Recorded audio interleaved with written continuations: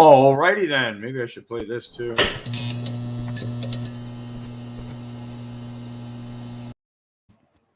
All right. Now I got that out of the way. You have to bear with me. This is all new to me. I've always been on the receiving end of things. So that sounds really bad. But anywho, I did get a chance to talk to Wake Down.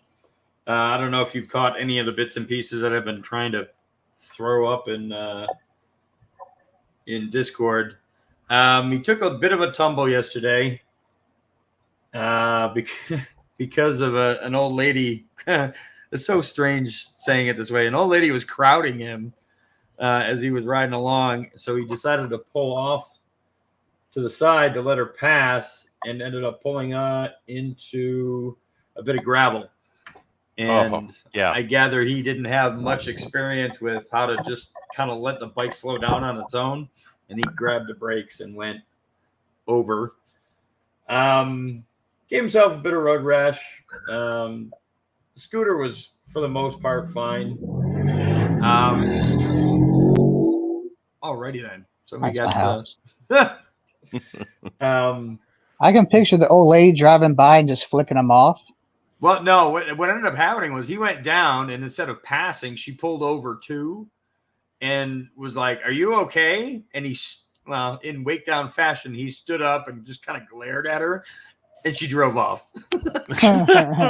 She was just like, "I'm not going to get into this." So she left. But for the most part, he's fine. Just a bit of road rash, and good thing he had a helmet on, because it did have some road rash on it as well. So he would have been probably missing a section of skin on his head if he hadn't worn the helmet. It could be, well, yeah, it could be a lot worse than that. It could be, yes, absolutely. I mean, go over and over the handlebars. I only did it once on a bicycle, and let me tell you, it rang my chimes, and it took me 20 minutes to be able to stand steadily enough to walk the bike home. Right, exactly. It's not a good accident to have. And yeah, sand and gravel and grooved pavement are the enemy of all riders of two-wheeled vehicles. Oh, exactly. There's nothing worse. I mean, the groove pavement, I know one guy who actually got steered into the curb by the pavement grooving. Yeah. And his wheel hit the curb and he got ejected. Luckily onto relatively soft grass, not like oncoming traffic. Yeah, that would have been bad. I was riding downtown Tucson at one point, and we have kind of it's not much of a little trolley car, but it runs up and down near the university, like, strip for bars. Mm-hmm. And I mean, it's effectively train tracks in a road, just like any other trolley would be. And I was riding with somebody, and he kind of got caught up in those and had a hell of a time getting out of it. I mean, he was damn near off it twice as it kicked back and forth, trying to push him in whatever direction he didn't want to go. Luckily enough, he got out of that without dropping the bike. But yeah, it's scary. Like, always minimum 45-degree angle across tracks like that. Otherwise, you're just going to take a dump. Yeah, I mean, if you watch any motorcycle racing where they have gravel traps to slow things down, even guys who can do a wheelie all the way down the front straight when they win and can skid the rear end of a motorcycle through a corner will fall over about 25 feet into gravel unless they are absolutely flying, in which case they hit something. Yeah, exactly. Yeah, because they can't steer. So yeah, gravel is probably the worst. It's one of the worst things to run into on a motorcycle or a scooter. It doesn't really matter. Yeah. Yes, it's rock and hard place. I have a 3,800-pound car to my on one side and a gravel trap on the other. Which one would I prefer to have an accident with? Yeah, the gravel. That's pretty much what he was. That's pretty much what he was reduced to, whether he knew it or not, in that split second. Yeah, I think out here, I don't know if because back east, when it rains, it rains. It doesn't screw around. Like you rarely ever get these slight mists and then it goes away kind of stuff. Like when I grew up, it rained for 3 or 4 days straight, and it was just crazy wet. Out here, because the way monsoons are and the pocket of rain that travels over top of the city is very concentrated but very small, you get this outlying effect on the edges where it just, drizzle or at best a mist. And because of Arizona being the way it is, all that mist does is pull oil up out of the ground.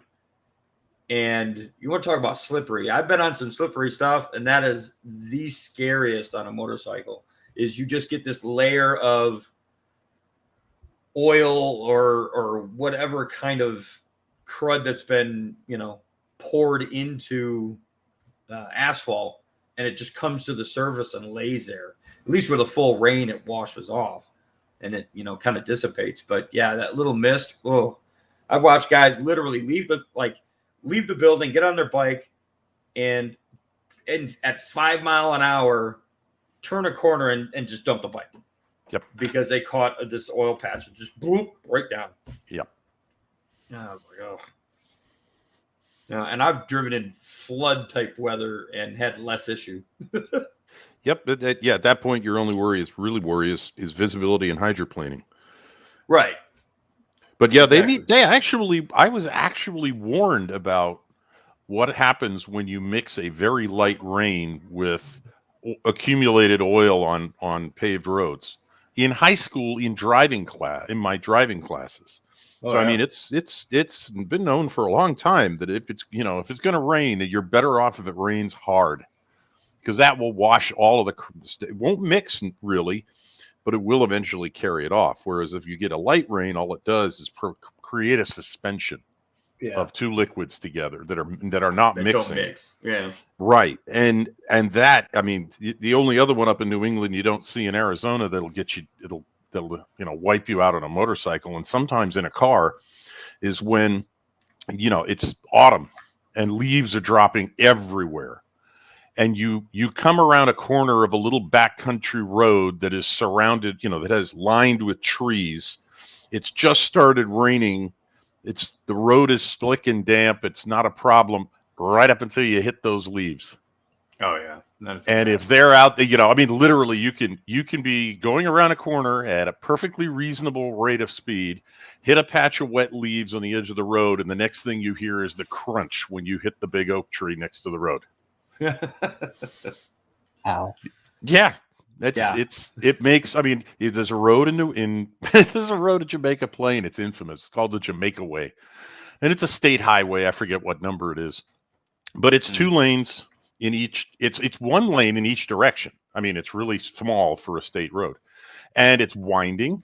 It has heavy traffic, a 45-mile-an-hour speed limit, and trees a foot off the curb. And every single tree on that road has a big scar about 2 feet off the ground, facing oncoming traffic on both sides of the road. That's scary. Yeah, it is a scary road.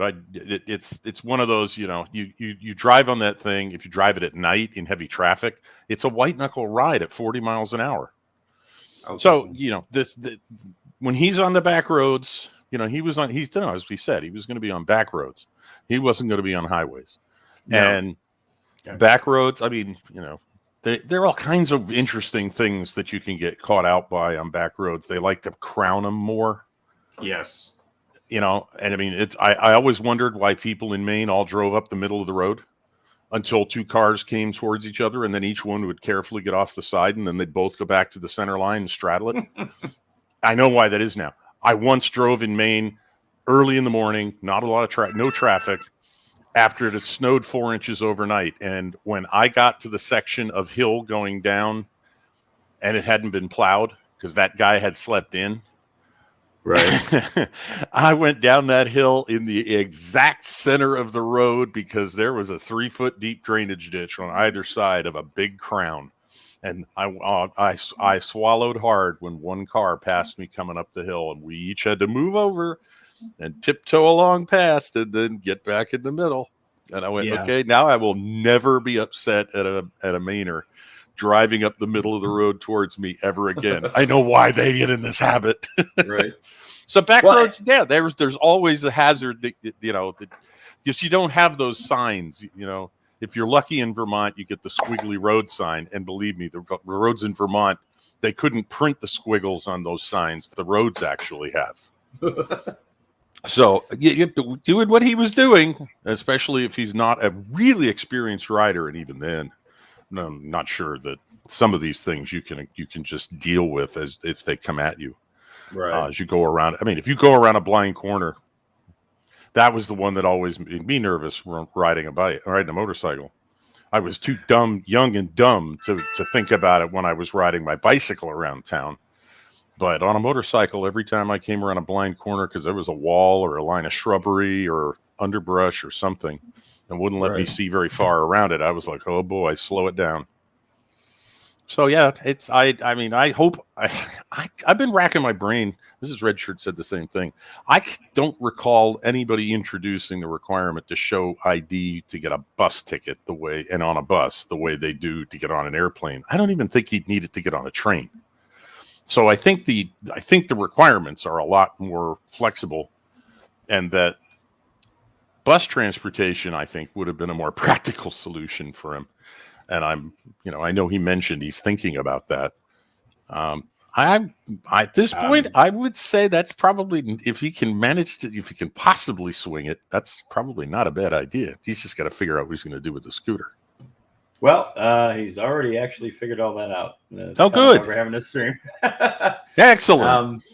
He actually did buy a bus ticket because of the way I gather COVID is.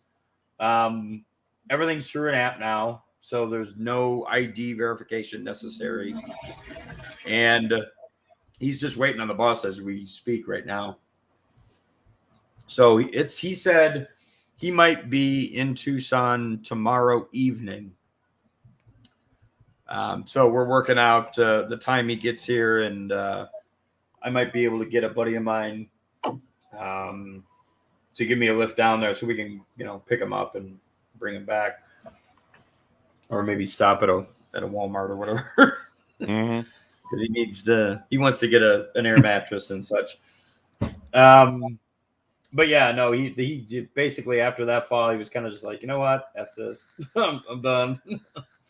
And since your dildo was disappointed that he made it there in one piece. Yeah, we did catch that. And Oh, Jack of all casuals, how's it going? Let's see here. It's all about cost. If it's cheaper, then go for it. Yeah, it's definitely cheaper. Oddly enough, he ran through how far he was getting each day versus, spending on motels and whatnot. And he's like, he'd be on fumes getting into Tucson, and it would take him, minimum a week. Whereas the bus gets him here, as fast as the bus could travel. And, at least he'll have some funds to kind of support him until a job and whatnot, gets settled in, basically. So has he decided what to do with the scooter? Because I assume that he's not going to be able to load it into a luggage bay on a bus. No. The scooter has been donated.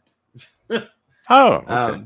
He literally was in a convenience store after he had purchased his bus ticket, and the guy in front of him was a Navy veteran who was homeless, and he was complaining about how he had to walk X distance to get where he was going, and Rob felt it necessary to help the guy out.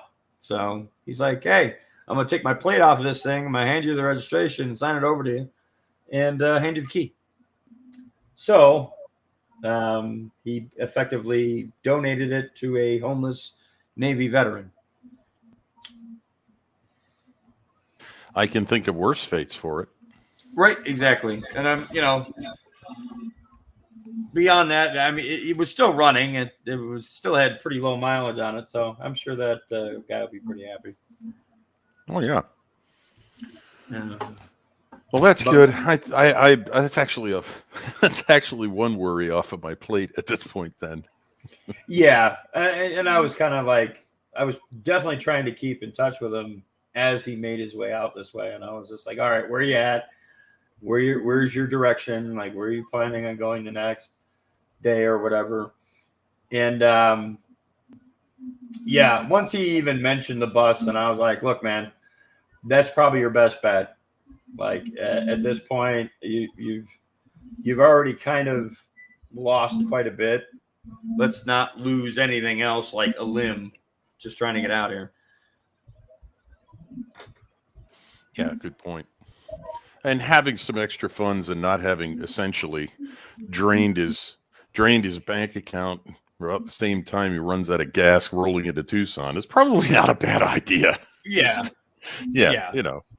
And plus, you know, we've been looking online, Craigslist, for inexpensive travel means, and there are you know, bigger scooters in town that are only mildly more expensive than what he paid right for the one he had, and they're more significant. They can do the speed limit consistently. Right. Well, just remember with that one, upgrade that helmet. One, he's already had an accident with it, and two, if he's on a scooter that can do the speed limit, he might as well be riding on a motorcycle. And at that point, he has to decide how much his head is worth. Yeah.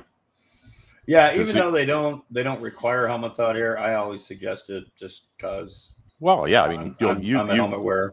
Right. So am I. I mean, I wore a helmet in a race car. I wore a helmet on a motorcycle. 70s. Hey, 70s. Hail 70s. If you want in, let me know. I believe I have you, or I could get a hold of you via Discord. I believe. I know I can. Well, yeah, either way. I mean, you could always pass it along to him. I don't know.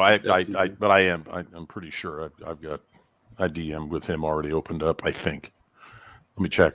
But yeah, the first advice I got about helmets was from one of my cousins who was a police officer and a motorcycle rider. And he said, oh, it doesn't matter about helmet laws. It's really simple. If you have a $10 head, buy a $10 helmet.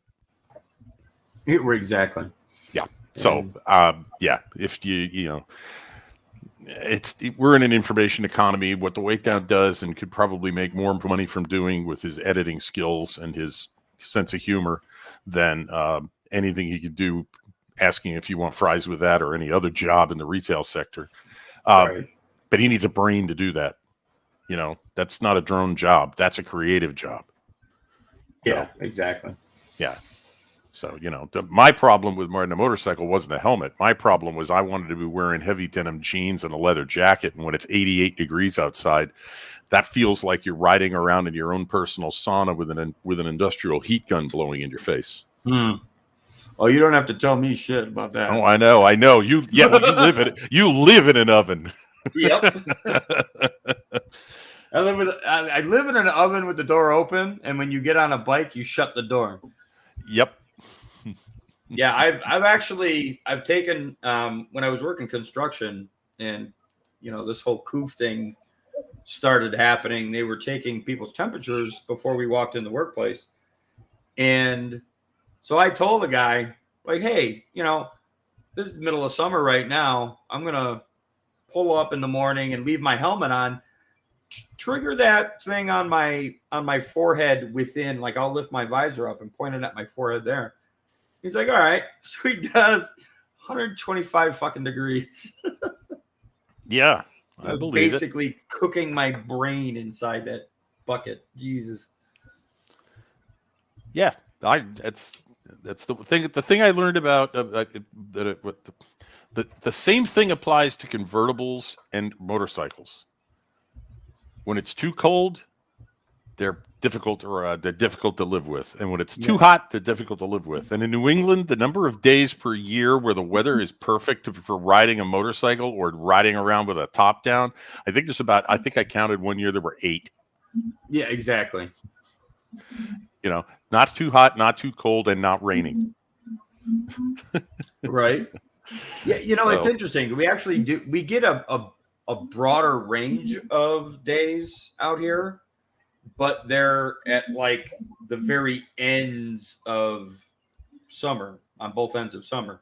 So It's like you get to like April and you start seeing daytime temperatures hanging around 70, 80 degrees and you're fine. Because there's still a cool breeze at that point. And then as soon as you get into like June, that's when it's like 90, 95, 99. And you're like, okay, no. And the same thing at the other end. It's basically, it starts to cool off, but it's so gradual that you get into like, temperature right now, and we're in September, is 99 degrees. And it's almost 4. So, we'll get into October, and that's when it'll settle into like 80 and 70 in that range. And then we'll have like the month of October and some of November before it gets a bit bitter. But we don't get any snow out here, so you can ride around in December and January without issue. It's just you better bundle up while you're doing it. Right. Yeah, that's where the full face helmet comes in handy. Yeah. Yeah, I've never ridden with a partial. I've always had a full. In fact, I have a spare helmet here, so if he does decide to grab a scooter, I do have my old Scorpion helmet, so I will probably loan him that until, because Scorpions are actually pretty inexpensive helmet wise.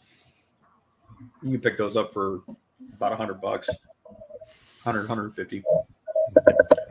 Nothing like my RI. Or my old shoeies. Yeah. I mean, I got mine on discount because it was a discontinued style from the previous year, and I still paid with tax over $600. Yeah, well, my helmets were bought back in the 1980s, 35 years ago, and they were $300 to $400.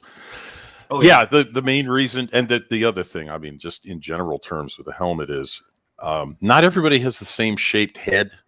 So each helmet manufacturer tends to more or less pick a shape for the helmet and stick to it. So, for example, I couldn't wear a Bell helmet if I were desperate to do so because they are round around the crown. Yeah. And so a Bell only touches me on the forehead and the back of the head and rattles from side to side like a bell. And the Shoei's an oval helmet. It fit me like a glove the first time I put one on. And I said, okay, I found my helmet brand. And now I just have to decide which one I want. Yeah. And they've made some pretty big changes to the inside of a helmet nowadays. Like my RI is very comfortable. Even like, and people don't think about it. It's like, why do most motorcyclists have short hair? Because when you size your helmet, it depends on whether you have hair or not on your head when you size it. If you have a big head of hair and then you go and size your helmet and then wear it and go, okay, this is comfortable. As soon as you take some of that hair off, suddenly it doesn't fit the same. Right. Because that extra padding of the hair is no longer there. But yeah, I mean, mine, whether I have hair on my head or not, it's still comfortable either way, which is nice. But the size difference is actually kind of funny because the size that I got for my Scorpion is in number larger than my Arai, even though they both fit my head the same. So I don't know if it's, just the way they scaled the helmet or something like that. But yeah, like it literally, one of them says it's for a large head and the other one says it's for a medium head, but they both fit me the same.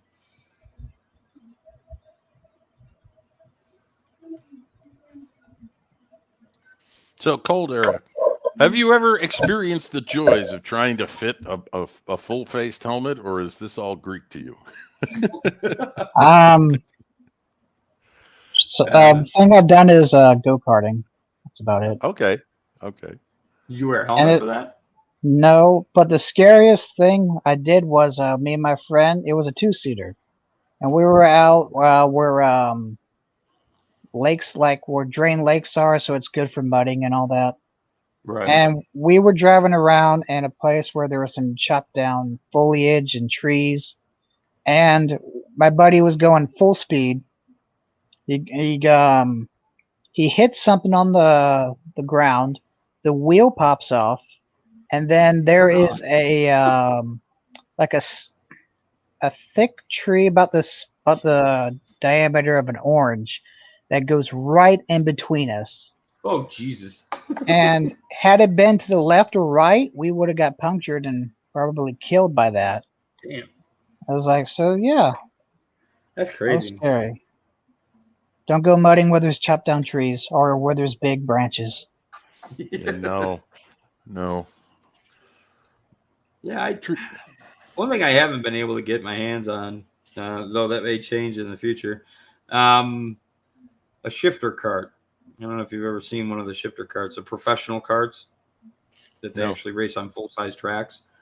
Effectively, they are like full-bodied go-karts on steroids.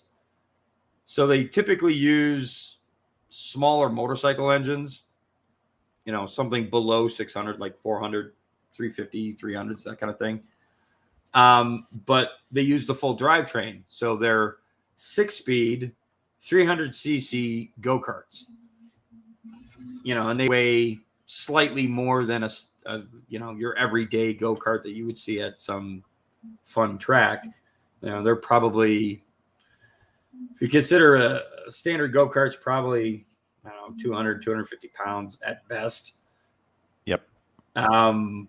These are probably about 3 1/4 ish with all the body work and everything on them. They got slightly bigger wheels. But you're talking almost, 1 cc per pound, and their horsepower is typically in the 60 to 70 horsepower range, sometimes a little more. I've seen up to 100 and 1/4, but those things are ridiculously fast. Yeah. Have you ever heard of Formula 440? Not 440. It was very much. It sounds very much like what you're describing. It was back in the 80s, and it was an intermediate step between karting and Formula V or Formula Ford. Essentially, what you had was a kart with no suspension and bodywork, and a Rotax snowmobile engine. Oh, okay. Like they put in racing snowmobiles, and it sounded like a racing snowmobile, and it would shorten people like a bobsled. It would shorten your spine without a suspension, and those things would hit top speeds well in excess. I mean, those were faster than a Formula Ford. They wouldn't corner as fast because if you hit one bump in the middle of the corner, it would fly off because it would bounce. Yes, but on tracks that had straightaways with tight corners at the end, and then another straightaway and a tight corner, they were point and squirt machines, and they were amazing to watch. The racing was incredibly tight, but put them on a regular road track with elevation changes and bumps and everything, and it would be like carnage. Oh yeah. So they were one that people tried not to spend a lot of time in because it would probably end your career to spend 5 years in Formula 440 or driving any of these ultra high, these extra powerful go-karts, because you hit the faster you hit the bump, the harder it feels. Right. I'm on a video here. Let's see if I can share this. Share screen. Okay. So this is a 125cc. This is one of the slightly smaller ones. So that's still a traditional kart wheel wise, but you can see the brakes are greatly enhanced. Oh yeah. And it's a 6-speed 125cc, so like a dirt bike, almost a 2-stroke. He's got a little shifter in there. And he's just puddling along. Let's see if he lets loose on it.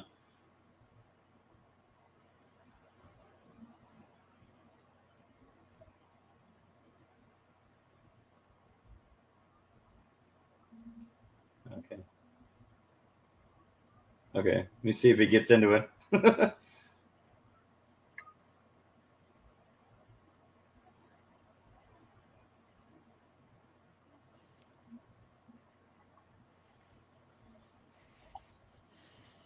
Let's see him actually get going.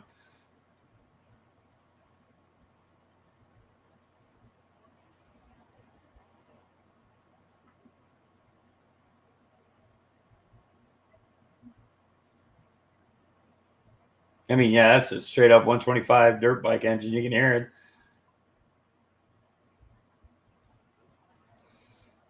But anyway, yeah.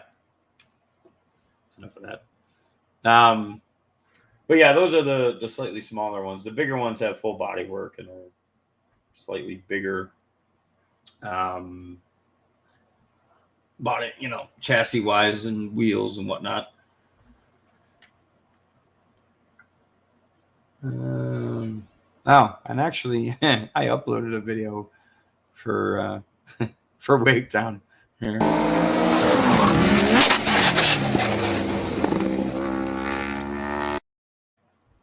Ouch. Just figured that. That was a high side. Yep. Yeah, I actually upgraded my service, so I can actually do stuff now. So like, what? I like this one. Like, I wanted to try to upload things that were different than what everybody else is using. I didn't want to be too much the same. Order in the goddamn clock! Sorry, Agnes. So that'll get everybody's attention. I like that one. Next time I face you, Count Adamar, you look up at me from the flat of your back. Please. You have been weighed, you have been measured, and you have been found wanting.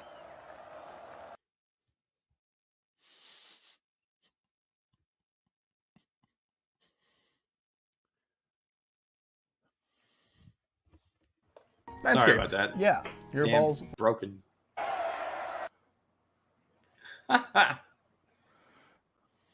All right. Yeah, that one's broken. It needs to be deleted. I don't know why it did that. Let me see. It's supposed to be this one. Anyway, as we were saying. But yeah, I mean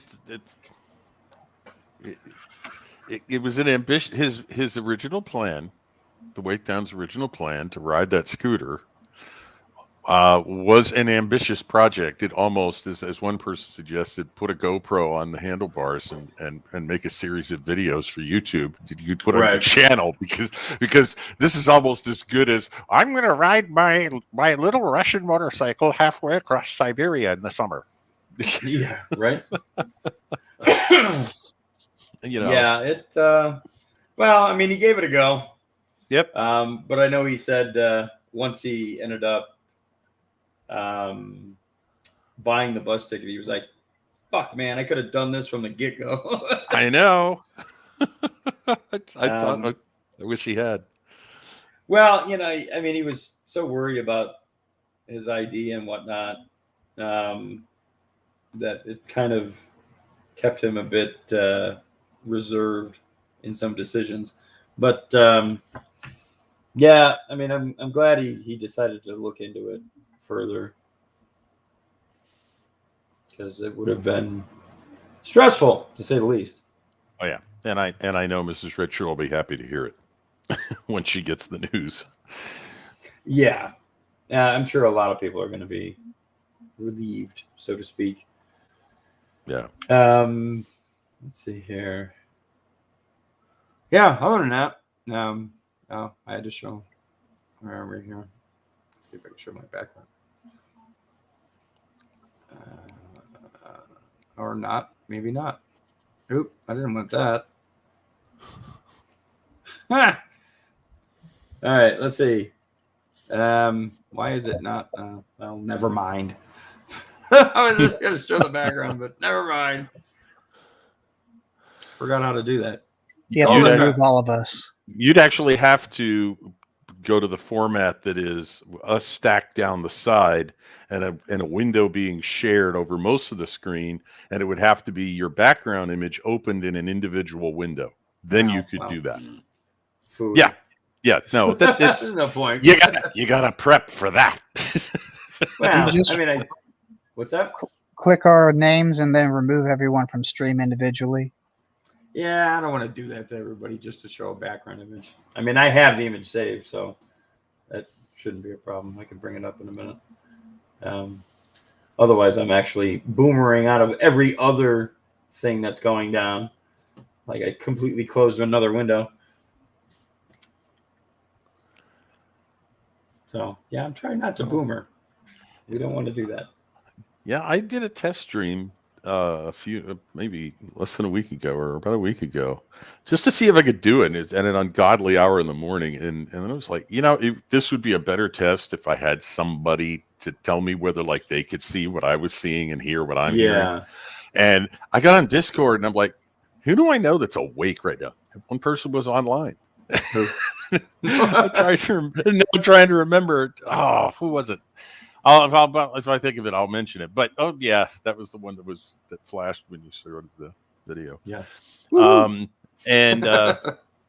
And so he came on. I sent him a link. He came on. I was like, okay, first that's a positive sign. He got the right link. I sent him the right link, and here he is. And I got him out of the back room and brought him up. And I have to say this, just trying to share a couple of things that I had, pull up a window and share a video, pull up a picture and share an image. Remember to share sound when you share the video. Yeah. Running a stream, if you want to, mix things up and not just have, 3 icons or pictures of people, live screens of people talking, you very quickly wind up with about 13 tabs open and trying to keep track of which one is where and finding it when you want to share and all of that. And then you add on to it, okay, now expand that out to 10 people, 3 of whom are all trying to talk at the same time. I don't know how, I understand how there is a real learning curve for running a live stream effectively. Because there's a lot to do. Practice. Yeah, but I mean, you're both host and producer of a live broadcast in a sense of live that hasn't existed in television, at least in the United States, since the 1960s. Yeah. In an actual, okay, folks, take your places on the stage. The cameras are about to go live in 5, 4, 3. Right. That doesn't happen. It's No. I will say this. I mean, my game stream earlier, there was a couple of trial and error private streams just to make sure that, the game on my screen was happening on the stream itself. I was having issues keeping the game maximized. Learned you have to set the game to borderless window. And that way it'll stay full size, but you can actually get your mouse off the screen to do something on your second screen. Right. Shit, I'm out of soda. All right. Talk for a moment while I go grab a soda. Okay. Right back. So Red Shirt. Did you see the Witcher movie? No, I did not. Okay. I watched an episode of season 1 of The Witcher, or 1 or 2 episodes of season 1 of The Witcher, and started listening to reviews. And when I heard about what they were going to do with season 2, I think I watched like the last 4 or 5 episodes of season 1. I was like, okay, do I want to continue watching this show? Then I heard what everybody was saying about where the show's direction is going to be with season 2. And I was like, no, I don't think I do. This sounds like they're going to sacrifice their main character to some other agenda, and that doesn't interest me. Well, the movie is different. It's like standalone, Okay. and it's animated, and it's actually really good. Good story. Man actually gets to hit a woman in it. I was like shocked, and it's on Netflix. All right. Well, I have Netflix, so I can check that out. It's Legacy of the White Wolf. I highly recommend it. Yeah. I would say definitely it's better than the series, though. I wasn't necessarily so disappointed in the series. It does kind of leave a bit to be desired, but it's not horrible. Did you play the game? I have in the past, yeah. I haven't played them in forever, but yeah, I have played the games. Robert, have you seen Castlevania? Yes, I love it. Okay, good. Because that's the first thing I've seen in, I would actually have to admit, decades that I got sucked into and that I liked, and where the art style didn't make me want to just, turn around and puke. Yep. I can't, well, first of all, I mean, I grew up through the transition from the classic golden era of animation from, say, Warner Brothers or MGM into partial animation of the late 60s, 70s, and onward. And, while there's some great stuff that came out of the Hanna-Barbera studios and some great stuff that came out of De Patti Freeling, they just nobody could afford to spend the money to do animation the way it had been done 20 years before. Right. So animation changed, and with a couple of exceptions, computer animation didn't make up for that problem of when you can't afford 2 rooms full of artists. How do you make animation? Pixar came probably the closest, but only because they hired a room full of MIT PhD geniuses to write custom software to do it. It's so most of what I've seen, I haven't really cared for all that much. And that goes for a lot of the anime. Most of it, I just look at it and go, no, I really don't like the childlike characters and the big eyes and all of that. I didn't like Rankin Bass when they were doing it in the 70s. So the thing I liked about Castlevania was there were a couple of characters in there that were borderline for that, but they weren't drawn as juveniles. They were drawn as adults. So I could get past that. Okay, that's a particular style, or maybe that's a particular concept of she's a pretty woman. This is what she looks like. But she didn't look like a schoolgirl. I didn't expect to see her in saddle shoes and a plaid skirt. All of that stuff that you get and sometimes can see in anime and other forms of Japanese media art. So I liked it. And I know, that people have said that the story is uneven, and eventually I'll probably be watching it and lose interest unless I can push through to something better. But I like that. So I would definitely give The Witcher, a Witcher movie a shot, because I thought that in its best moments, The Witcher season 1 with Cavill was really pretty good. And so I was like, I was thinking I was going to watch more of that. And then I was like, no, I don't think I am. Not now. I mean, but I'd check that out. There's definitely scenes in the first season that are worth watching, outside of what they're trying to do agenda wise. The fight between him and the possessed illegitimate child, you'd understand it more if you watch through. That was like the first one of the first moments he utters like just fuck like oh shit kind of moment, and it does fit into how the games kind of portrayed fighting. Beyond that, I did get kind of sick of seeing more of Yennefer than necessary. I understand that they're kind of trying to fit her origin into this. I just didn't think do a separate story. Like, show The Witcher, and then if there's interest in The Witcher or interest in that character, Yennefer, do a offshoot show that's maybe a handful of episodes, not even just half a season or whatever, just to show her origin. And those who are interested in that character can watch that, and those who aren't or already are aware of her origin don't need to. And you can continue on with The Witcher being The Witcher, because, again, that's the name of the damn show.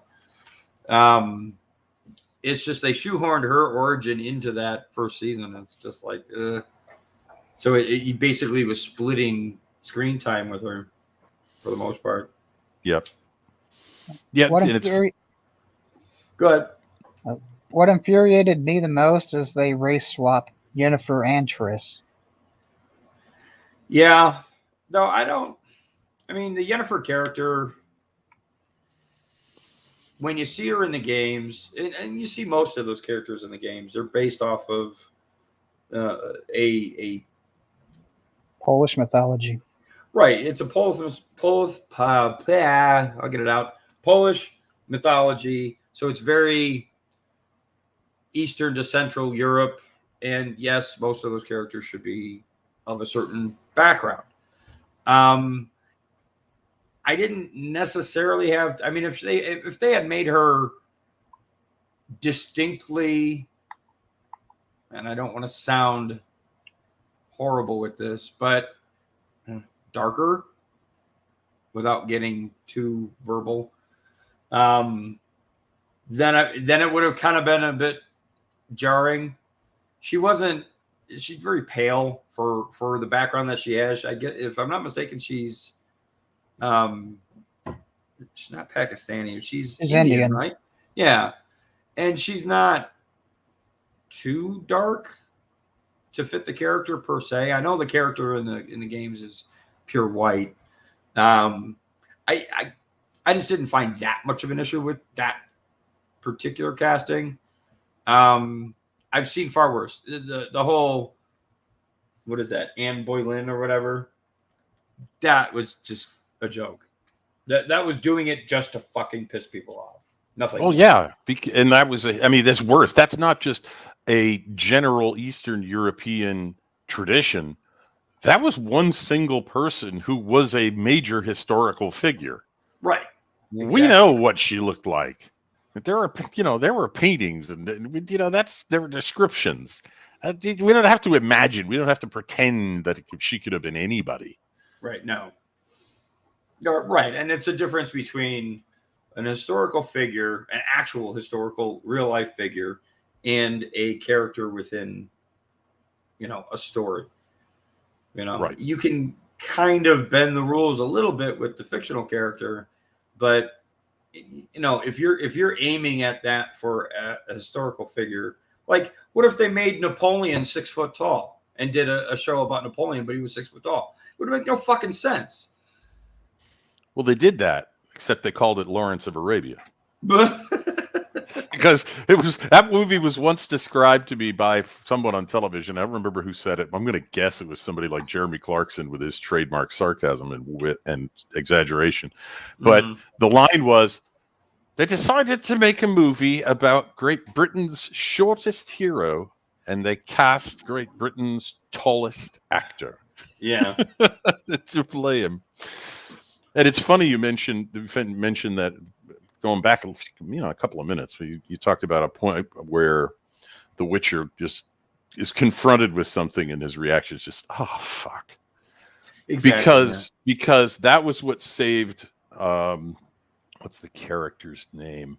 Trevor Belmont in Castlevania for me, because I was getting the distinct impression when he's introduced that this is a modern hipster in 15th century Wallachia, and he doesn't fit. He is so anachronistic in his speech mannerisms and in his attitudes. But then he winds up, look, I don't want to fight you. I just want another mug of beer. Here's some money. And no, they find out who he is, and oh shit. And it's, and he gets his ass kicked and booted out of the bar. And I'm like, all right, he's likable. he can Right. screw up. He's not infallible. And I'll just see if I can get past the anachronisms as I watch this. And he turned out to be my favorite character in all of, I've seen season 1, and he was my favorite character by the end of season 1. So yeah, I can see that with The Witcher as well. It's always good when you have, to me anyway, this is my personal opinion, it's always good when you have a hero that can get in over his head. Right. And has to use his wits to get himself out before he gets his ass kicked irrevocably.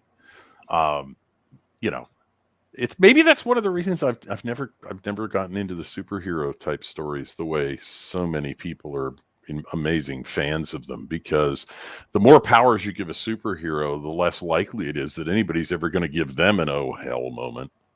Right, exactly. Well, and yeah, I was kind of leaning towards that.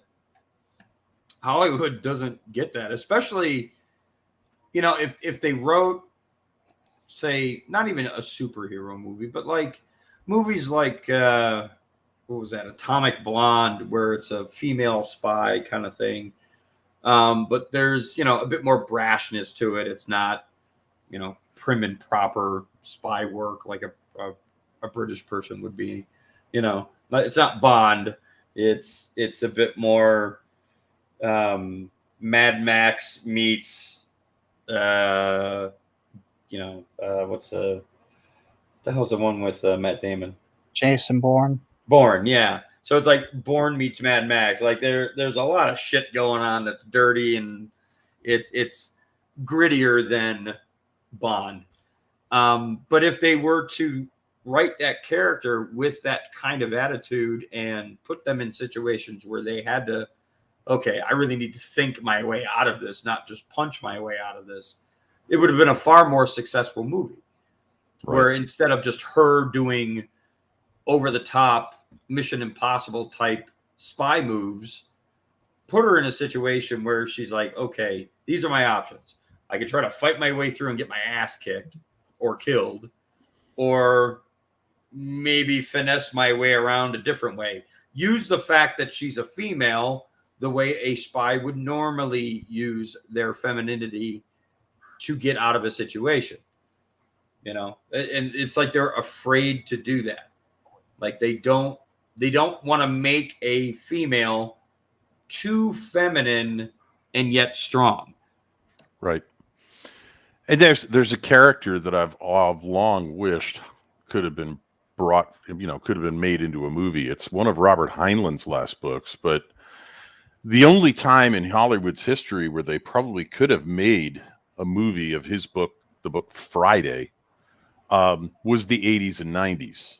And the problem is that he passed away, I think, in the late 80s. Somebody will probably, watching this, be leaving a comment that will give me the date and time of his death. But he wrote this story about a future United States where it's broken up into about 6 different regions with 6 different governments. Some of those governments are actually corporations that essentially run several of what used to be states in the United States.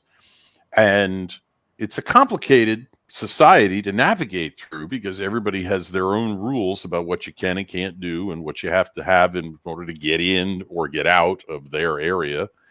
And so it's a minefield. And you have corporate espionage on a level that, probably only the Chinese do on, today, these days.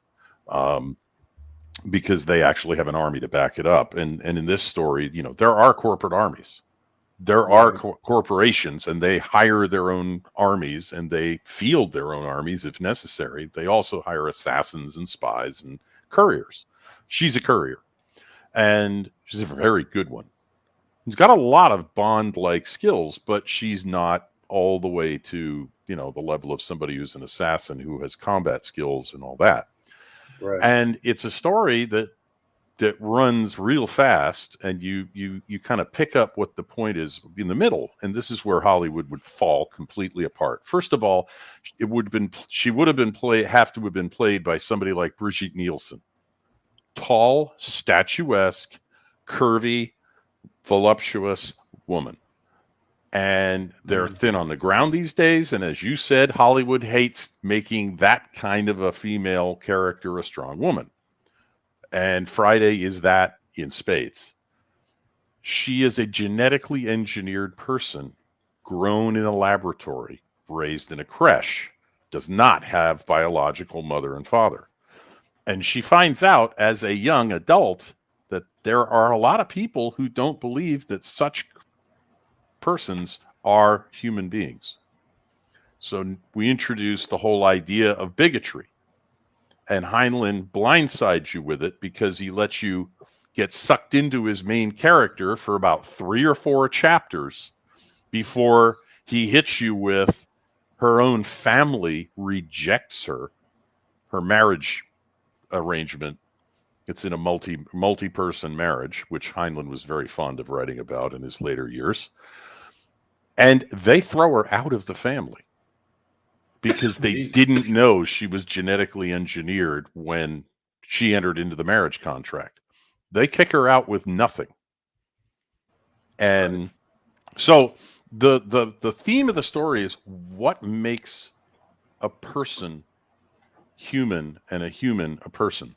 It's set in a fairly swashbuckling action story, which would be absolutely amazing. I mean, the only other movie I can remember that asked any sort of question like that was Clockwork Orange. And it's also a very visually disturbing, I have to say, movie about a guy who goes through 2 phases of his life, and in the end he goes back to his original phase. And in the book that Kubrick didn't use, he used the American edition, which I read. That's where it ends, right where the movie ends. In the original British edition, there's one more chapter where, as he ages, he outgrows his juvenile delinquency and gets a real job and decides to become a more moral human being and not prey on other people. That's not in Kubrick's movie because it wasn't in the book he based the movie on. So it's arguable that he should have been using the original British edition. The American edition chopped that off. But that's the kind of movie that Friday could have been with the right director at the right time in Hollywood, which would be 70s maybe, 80s almost certainly, 90s maybe, with the right director. Right. I mean, a Stanley Kubrick could have done it in 8 years. But it would have been a very cool movie. And of course, now, oh God, I don't want to see how I mean, look, I like Starship Troopers, but I like Starship Troopers and pretend that I never read Heinlein's book. And when I read Heinlein's book, I pretend I never saw the movie. One reviewer keep them separate. Yeah, I keep them separate. I have to because they're so different. One reviewer said that the movie Starship Troopers was Hollywood's revenge on Robert Heinlein. And that's an interesting way of looking at it because the fascist undertones of the society in the movie are far more explicit. Heinlein was accused of being a fascist when he wrote that book. And he doesn't, a lot of people don't think that that's a fascist government, but liberals leftists certainly seem to think it was.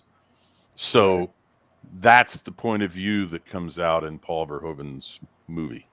And that's why I have to separate them, because the technology in Heinlein's movie is a hell of a lot cooler. The power suits are much cooler. They have nuclear missiles built into the power suits in the book. Huh. And there's a really funny scene in the book where one of the soldiers, in the middle of a war, before they really go full out against the bugs, this is an alien race called the Skinnies. And he jumps through a window into what he said looked vaguely like would have thought was a church. And it's absolutely rammed with aliens. I mean, it's like it's a refugee collection point. And he goes, oh shit. And he pulls a hand grenade off of his belt, triggers it with his thumb, throws it on the floor, and jumps back out the window. And the hand grenade starts screaming in the alien language. I'm a hand grenade. I'm going to explode in 20. I'm going to explode in 19, 18. And it does a countdown. And he said as he left the area, he could see people diving out of windows. And it's a really funny moment and there's nothing like it in the movie. There's nothing like it in the movie. So I would say anybody who liked the movie, go read the book and put it in a different compartment. Yeah, these two are else. these are two interesting stories that just happen to share the same title. It's basically the way I look at it. Yeah. But Heinlein could have. There's several Heinlein books that could have made amazing movies, but only at the right time and only with the right people. And at the right time, nobody in Hollywood wanted to touch Robert Heinlein with a 39.5-foot pole. Oh yeah. It's funny. Like when you look at movies that dealt with morality in its varying aspects, and you think, well, that wouldn't be made today. Well, that wouldn't be made today, because most of them wouldn't be. The concept of morality in Hollywood is far different. Like when you speak of individuals being detached from reality, that is the epicenter of detachment. They are so far separated from what the average person sees that they don't understand when fans of a particular IP speak of morality and are, yelling at Hollywood to sort themselves out. They don't get it. They don't understand. They're in a completely different mindset. And what is moral to the average fan is completely, like, it doesn't mean anything to them. It's alien. Their morals are different. It's alien, right? Exactly. They're making heroes more like villains. Mm-hmm. Well, yeah, they're making heroes into villains and villains into heroes, or at least anti-heroes. Or victims. Exactly. I wouldn't even say anti, like with the Scarlet Witch bullshit. That's just flat out villainous. There's nothing anti-hero about her. Right. Correct. But she's the victim. But yeah, she was the victim. Mm-hmm. Nobody will know what you sacrificed. Yeah. You've sacrificed the whole town. Well, no. But her sacrifice. She lost her sentient dildo. Yeah. But good. Real quick, just like with Punisher, he's the staple for anti-hero, but he's a relatable anti-hero because he tires of the bullshit between heroes and then villains always getting away, so he takes shit into his own hands. Like, I understand that. It's relatable. Right. It's the thing with Punisher, and even when he first came about and throughout the years of his comic books, it was always the right, how do I put it? He was always wanting to do the right thing, but going about it in such a wrong way. Right? The whole mass killing people really turns a lot of other individuals off to that character because he doesn't care. I shouldn't say he doesn't care. He's very focused in his goal and don't step in the way. He doesn't want to kill civilians, but if you're stupid enough to get in front of his gun while he's firing, he's not going to feel bad for you at all. And that does turn some people off to the character. I don't have a problem with that. That's just logic. Don't step in front of somebody who's firing a gun. They teach you that at the damn gun range. They do. Stay behind the line. So you raise an interesting point there that I just thought of another couple of movies, one of which I've seen and one of which I haven't because it's a remake. Hellboy. Hellboy, yeah. I didn't realize, until the opening credits, was based on a comic book when I went to watch it. And I thought the first movie was fantastic. I thought the sequel to it was okay. Not as good, but okay. Yeah. So the question, though, is it's really obvious in the first movie because the late, great John Hurt, playing his quote-unquote surrogate father, has always taught him, good and evil aren't based on where you come from. They're based on what you decide to do, the actions you take. You can be moral or immoral by your actions. Okay, so that's a great lesson. Mm-hmm. And, the bad guy is saying, fulfill your destiny. You have no choice in the matter. And he does in the end. He does choose not to, which is I thought was fantastic. So there's an example of one that's I don't remember when it was made. I'd have to look it up on IMDb. But I mean, that's probably the last movie I've seen come out of Hollywood where I thought they had a truly moral message. So the question is, when? 2004? 04, yeah. 04. Okay. So 17 years ago. So quite a number of years after that, when all of the ideas of doing a trilogy of the original Hellboy with the original cast finally disappeared, fell through, and it wasn't going to happen, they decide to reboot it. So the question is, has anybody seen either of you two seen the reboot? And am I going to be throwing things at my television if I watch it? I've been warned to stay away. Okay. Yeah, I was not. I watched it and was unimpressed. All right. I think so. I think then the point of this was, in just over the last 17 years, Hollywood has just finally lost its way. I think it was losing its way, but I think it's finally lost its way, and that's going to be hard to get back because credibility is a very hard thing to recover once you've lost it. I don't like Hollywood. They never cared what we plebs thought, but they made movies like Hellboy and all that teach us the morality because they thought, well, that's what the plebs like is superheroes and morality. And they used to give that to us. We pay money. They get rich. We're happy. We're entertained. Now they just make the shit pander to themselves. Right. So that has changed, and that is because Hollywood has evolved over the years. And the 50s were not the same as the 60s, not the same as the 70s. And of course, for many of us, whether we grew up in the 60s, the 70s, or the 80s and 90s were a great time in Hollywood for great movies, comedies, action movies, all sorts of things. Right. And even for the less financed movie, what people would consider B movies, even B movies were some, pardon me, I'm coughing.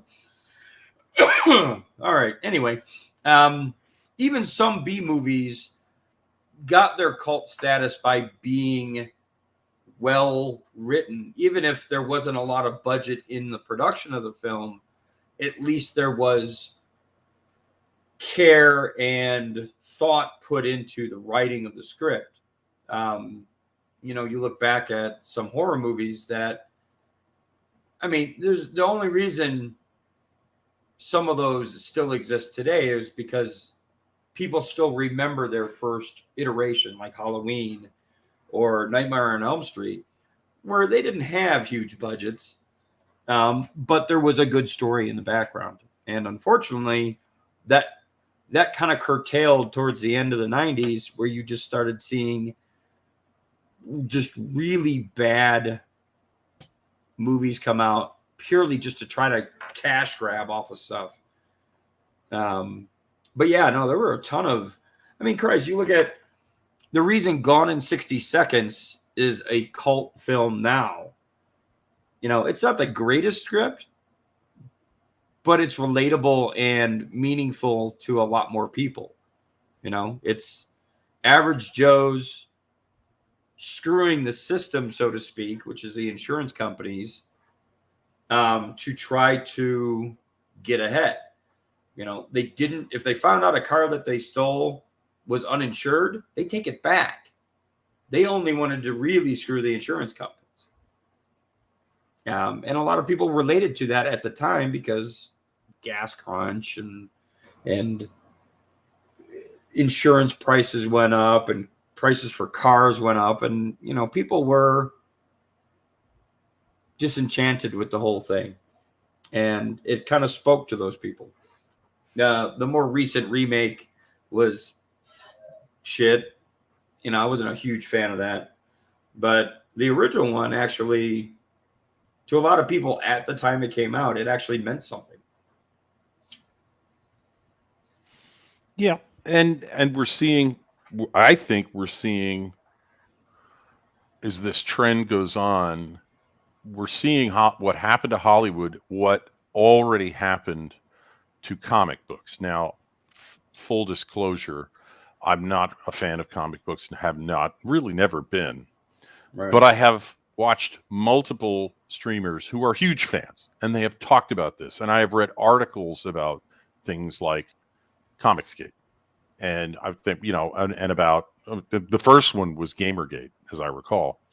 And this is a case of, it seems to me, people, the newer generation of people coming in, some of them are young and enthusiastic, and they're like, oh man, I finally got a job with this or that or the other, and they really want to continue the legacy. They want to make the next, but not the same, Right. Hellboy or something like that. Then there are the people who hated them, and they came in to destroy them and put their own, replace the stories with their own brand of self-righteousness. Right. And we can name, I can name people that I can say did precisely that. Kelly Sue DeConnick would be one of them. Right. Famously said, if you don't like my politics, don't buy my book. And my question to her would be, why do your politics have to appear in your book? Right. Can't you just write a pamphlet like everybody else? You've got to write comics with that. That's the funny thing. Like, if you want your voice to be heard about your politics, write your own book. These aren't your books. Right. This is an IP owned by a much bigger company than you'll ever be as an individual. Write a book, pack it full of your own goddamn politics, and see how it sells. Take the characters that you're given temporarily, mind you, to write stories about, and write stories about those characters, leaving out the shit you put in your political book. Right? If you want your voice heard, do it on your own time. But sorry, go ahead. If you want your politics in your books, you should follow Star Trek's example. You don't bash your reader over the head. You kind of like parody it or paraphrase it kind of in your work. You never tell your audience, you never flat out tell them what to think. You make them think for themselves. And I think Star Trek always did a great job of that. It did, because it goes back to what everybody who knows more about movies than I do says is one of the primary one of the golden rules, and that is show, don't tell, and right. God forbid, don't lecture. But having tried to just write, I've tried to write a couple of travelogues about either miserable trips that I've been on or something like that. Showing instead of telling is hard. It takes talent, it takes work, It takes practice, it takes experience. Guess what? These people don't have the talent, they don't have the drive, they don't have the work ethic, they want the easy way. Secondly, their politics derive from a philosophy that says, find the place where you can reach the most people and do it from there. Right. So their politics actually teaches them beforehand, don't start at the bottom and work your way up.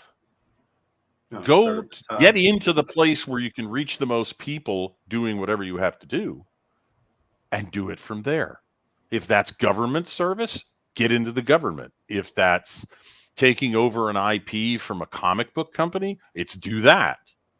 Right. But you look for the biggest lever, and that's actually part of their political philosophy. They don't expect to get up to the top by dint of hard work, talent, and building an audience. They want the audience to already be there. They just want to stand up in a great big stadium and yell at them through 3 microphones. Yeah, and the funny thing is, the reason these people showed up in media was because media was sympathetic to their positions. So they found it easy to get into the comic industry. They found it easy to get into Hollywood.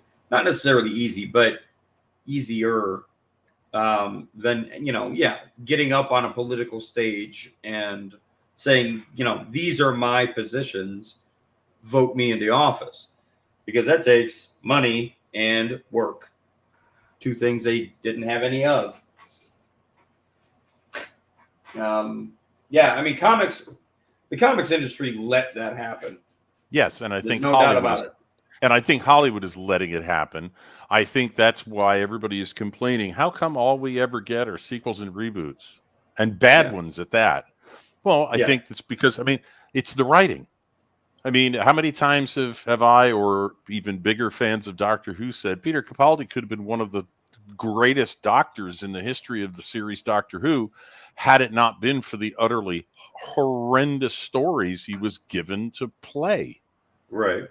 It's you can't, an actor can't overcome that. They can work at it, and I know, because I watched every one of Capaldi's episodes until the very, very bitter end. He did overcome a lot of it. One of the best episodes he did was the Wives of River Song, and that has an incredibly, modern, feminine, intersectional feminist line when he's starting to pace the room, trying to figure out, okay, what do we do about this? What do I do? How do we get this? And River Song's looking at him because she doesn't know him yet. They're headed in opposite directions, and this is the reverse of Silence in the Library. This is where the Doctor knows her well, but she has no idea who the Doctor is. Right. And so she's standing there watching him and pace around the room, trying to work out in his own mind how this needs to be dealt with. And she said, "Are you thinking? Don't do that. You're a man. It looks silly on you." And it's a horrendous line. Well, she's melting in his arms like butter by the end of the episode, so at least the Doctor could still pull it off. And Peter Capaldi did that, not the writers. They gave him enough to work with that he could turn that episode around by the end. And I've heard a lot of people say that that's probably their favorite Capaldi episode. It's one of their favorite episodes of the reboot. The reboot of Doctor Who from 2005 on. But that's writing, and more and more and more when I watch streams on YouTube and I listen to people talk who are more knowledgeable than I am about their particular focus, be it movies, be it comic books, be it not anime, because anime hasn't been corrupted like that yet. Not yet. but yet, modern leftists in there, and it will be, and now it's going to be a question of, will the Japanese accept it? And I think the answer to that is no. But they've already rejected a lot of that. The problem is those who own IPs, like we're seeing that with Cowboy Bebop. You're probably going to see that in One Piece, because One Piece, the rights to One Piece ended up with Netflix as well. Oh shit. Yeah. Yep. So, but Netflix is such a crapshoot. That's what I don't understand. Like you get the animated Witcher, which was good, on the same channel. You're going to have a live action Cowboy Bebop that's flat out going to piss tons of people off. It already has. And also where you get a live action movie about a children's dance troupe whose name I will not mention on YouTube. Right. But to finish finish my rambling remark, because I was rambling because it's in so many things by now. Yeah. I was trying to list them, and I'm like, you know what? Give up listing them. It's almost everywhere. Anime is probably the one place it isn't yet.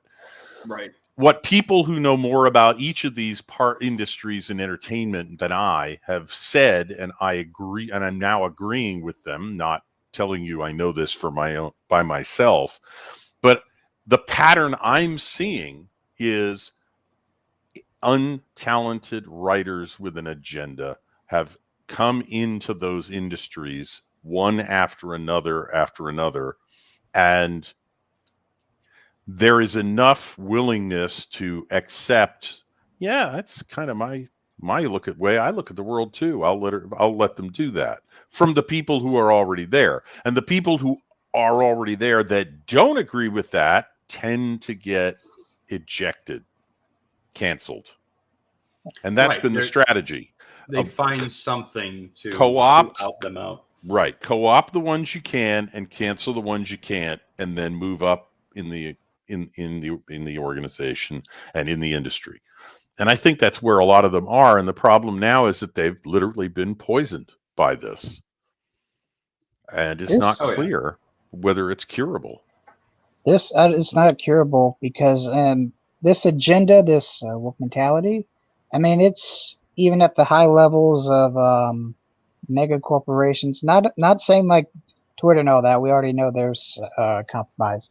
But like I used to work at a big bank, and this type of woke mentality from the 4 years ago I was there was at the higher levels. It's like it's from the CEO to the board. This mentality is all the way to the bones of the structure.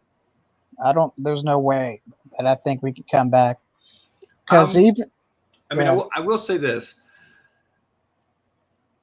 Depending on which level of management you're talking about, if you're going all the way to the top and saying the CEOs are like this, the CEOs are I always related them to a weasel. They're narcissists. Well, they're narcissists, yes, but like a weasel. They're only going to react to situations that are either going to A, earn them money, or B, they're going to avoid situations that could cause them harm. And when I say harm, not physical harm, but in the case of losing one's position at said company. The woke thing for them is self-preservation. Because damn well those fools have got skeletons in their closet. They all do. Everybody does in some way, whether it be a tiny little skeleton or a really great big closet. There's shit to hide across all corporations. So they're doing it in a preservation type of situation. Thank you. It doesn't necessarily mean that they believe that agenda, but they're going along with it if it keeps them out of the frying pan. Yeah, they're scared of it. They're scared of it, exactly. That's why a lot of these corporations have to run everything through their legal team to see, okay, can we do this? Can we not do this? How is our customer base going to react to different things that we may try? And you've seen the result in Gillette with that dumbass commercial. Oh God. And the backlash was massive. I mean, just $8 billion, I believe it was, exactly in lost sales. And you see how quickly they shut the fuck up after that happened. You don't hear a whole lot of woke shit from Gillette. Coke was kind of the same way. Coke had that shit leaked about their training. They completely rolled it back. Whoa, hold on a second. No, we're not going to go down that road again because it's self-preservation. Compare and contrast that Disney had some of its training materials exposed, and that it got shut down and that was removed. And now they've doubled down and they've found a new way to present more or less the same thing that they think will fool the rubes. Right. It's basically they wound it up in a legal bow saying that we're all for inclusivity and we're all for equality and all this other junk, but it's still CRT. It's still the shit that they were trying to roll out in schools, that they're still trying to roll out in schools.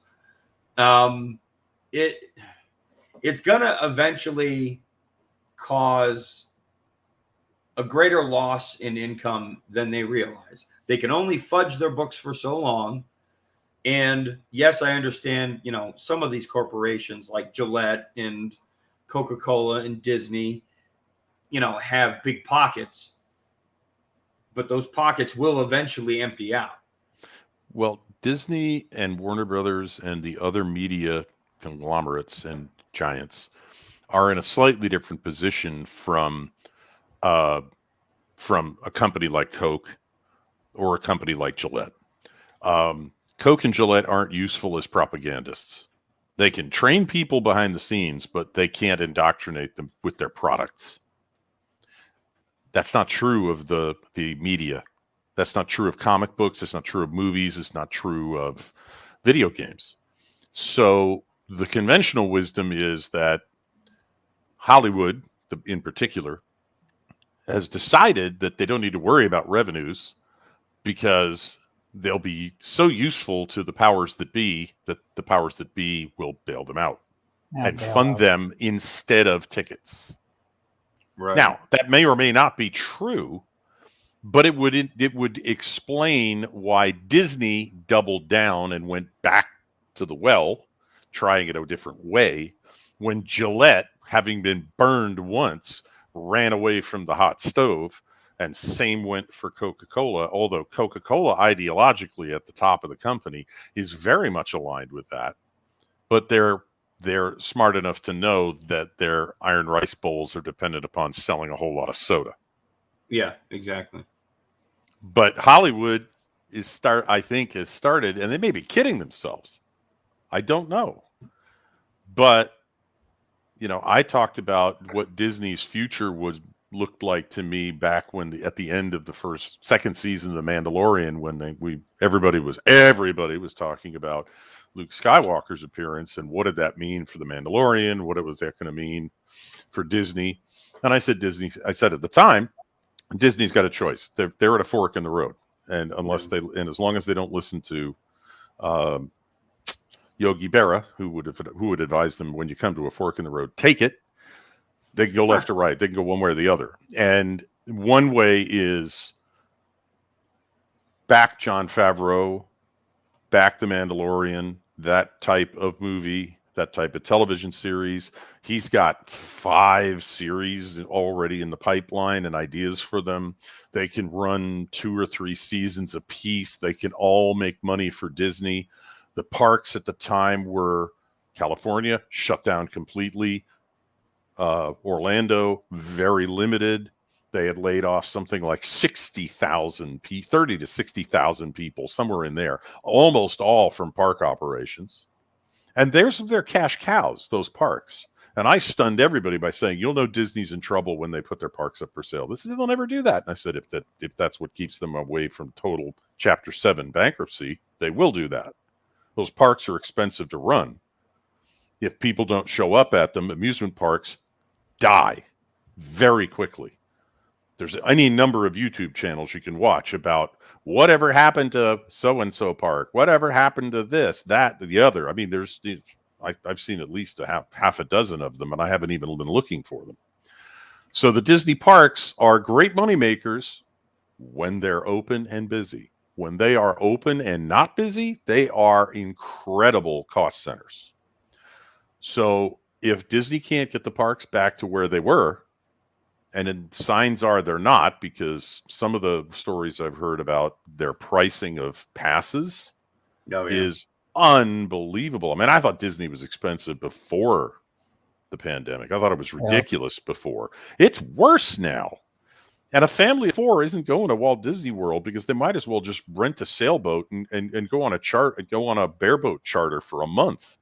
Yeah, right. Because that will cost, maybe not a month, maybe 2 weeks would be the same price as taking a family of 4 to Disney World for a week or less. Right. It's gotten ridiculous. So the bottom line for Disney at the time was, they keep doing this, they're going to run out of money. I mean, the company cannot pretend forever, and this is to your point, New Bum Turk, the company cannot pretend forever that they're not hemorrhaging money when they're hemorrhaging money. Okay. Exactly.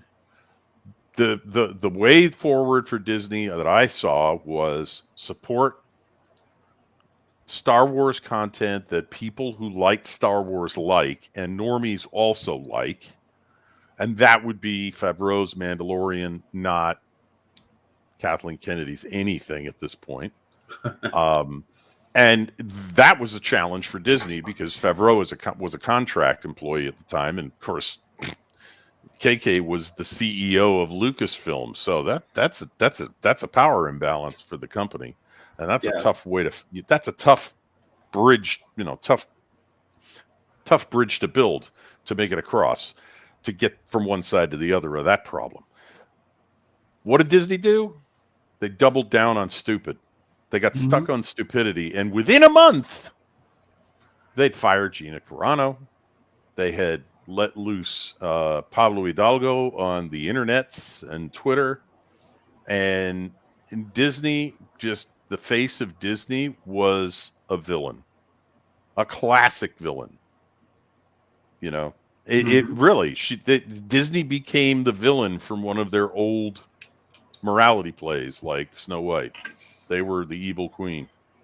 So that's Disney's problem now to deal with, and I think there's no way that I think there's an argument about direction at Disney at the top levels. I don't think there's necessarily a civil war because at that level of a company, you have to have a power base to say anything in a meeting, even never mind, to put out a press release or announce that so-and-so is not going to be here anymore or fire somebody at that level. That doesn't happen unless you have if you have a privately owned company, and I've seen you have a privately owned company where one person essentially owns the company. It's not publicly traded. You don't have an army of stockholders and a board of directors. You got one person. Right. Yeah. If you're an executive and you screw up, you can be gone over lunchtime. Oh, but in a big bureaucratic, publicly traded company, it's all chess, and they have to play the chess game. And you don't know who's going to win a chess game when it starts most of the time.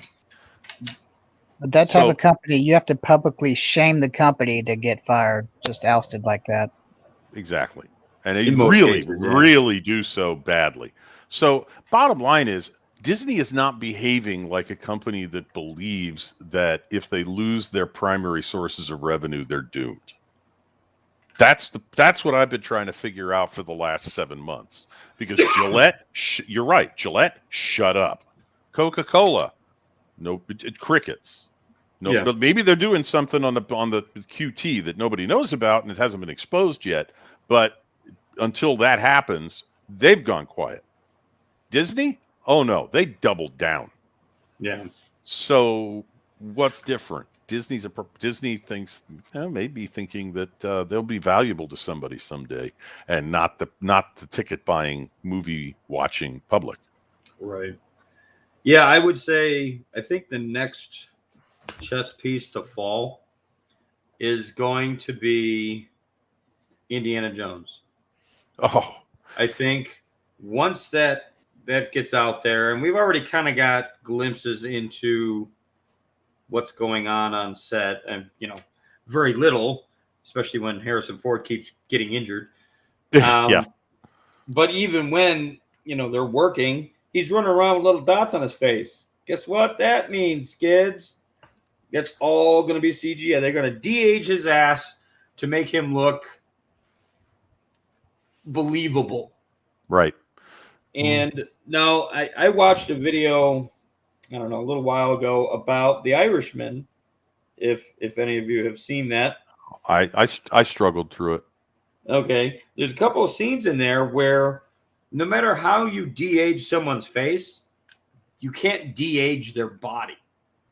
Right. Like you could CGI over top of it, but their physical presence isn't going to change. And there was a scene where supposedly De Niro's character, when he was younger, goes into this business to beat up somebody who gave his daughter some shit. And he throws the guy out the door, and the camera is actually outside, kind of almost like it's across the street. So you're looking at it from a distance. And here comes De Niro, all, barely walking, like he's crippled, and walking up and kicking the guy. And his kicks look like it's a 70-year-old kicking somebody. It doesn't look like a 30-year-old. It looks like a 70-year-old. Zero power behind the kick in this awkward kind of stance. And it's like, you can't CGI that away. So the same thing with Indiana Jones, you're going to have him look younger, but he's going to move like an old man. Yep. And at the end of the day, I'm sure there will be some people who are just blinded by nostalgia and think that it's a wonderful movie. But those with discerning eyes are going to look at that and go, okay, that doesn't look right. Like right off the bat, there's going to be reviews. They're going to be like, he looks like an old man.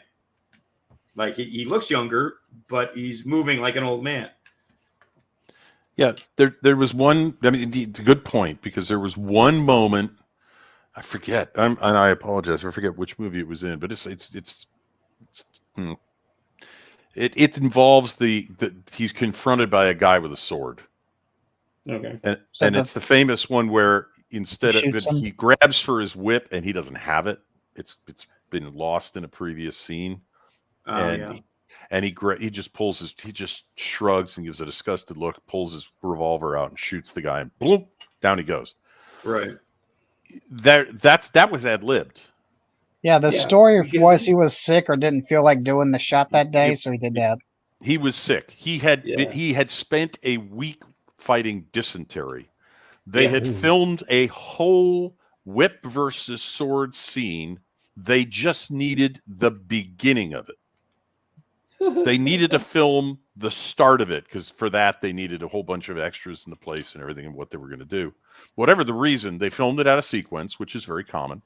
So here they were just going to film one take, one shot that starts the action. But in between filming the actual whip versus sword fight and filming the first scene to start off, to kick it off, Harrison Ford spent a week down with dysentery. Very, very ill. And he was still pretty weak on his pins when he showed up on set that day to do this. And he was just like, I can't be bothered. So he doesn't grab the whip at his belt. He just pulls the pistol out of the holster and goes click. And probably the prop didn't even have a blank in it because he wasn't scheduled to be used. Right. And the director went, that's brilliant. I'm throwing out the whole fight. Okay, guys, we need to reshoot this. Harris, could you do one more take where we put a blank in the gun? And then they took the whip off his belt so that when he slaps his side, it's not there. And then they shot something later where they explained why the whip wasn't on his belt at the time. And that became one of the iconic moments in that movie. The problem is when you have to do that 87 times in the course of a movie. Right. You can't cover for it. You're right. It's not going to look right. And that's part of the reason I struggled through the Irishman, because there was good moments and there were, this is a bunch of old guys with new faces. And it was not as believable. So it's difficult. It's difficult to carry that all the way through a movie. You can probably do one shot. Maybe it's a flashback scene if you craft it properly. You can de-age the person for a flashback and have them explain something that will now make sense to the viewer now, here in the here and now. But to do the entire movie that way, that's tough. I mean, not even Disney and Mandalorian could do that very well with Luke, because the first thing everybody said was, I've seen better CGI, better de-aging. I don't know which one they used, but whatever it wasn't the state of the art. Yeah. And it turned out it wasn't. Better deep fakes. Yeah. And it turned out one YouTuber within a week, days, had produced a version of that scene. And Disney, at least to their credit, hired him. Yeah. They hired him to work in their effects department. Yeah. And he actually did a type of deep fake on it. So it legit wasn't even CGI. He took the CGI scene, since the original CGI at least made him look younger, so he wasn't so pudgy. And then he basically deep faked over top of the CGI proper shots of Luke's face from the end of, I think it was Empire Strikes Back. So that, you know, at least the texture of his skin looked proper. And I mean, he did a hell of a job on it.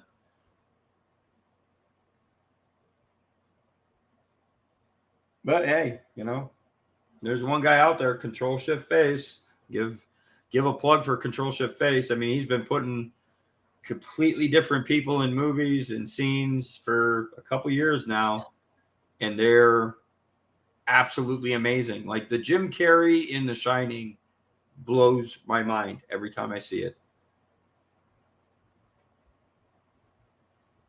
I think Richard ran off. Yeah, he said back in a minute. All right. Have you seen any of that yet? Shining? I've seen the original Shining, but I don't know what you're talking about with Jim Carrey. Oh, it's a channel called Control Shift Face. The guy does basically deep fakes on scenes from movies, and he puts other actors in that wouldn't either have been alive or just weren't, you know, part of that original movie. Let me see if I can find one of his things here. Let's see.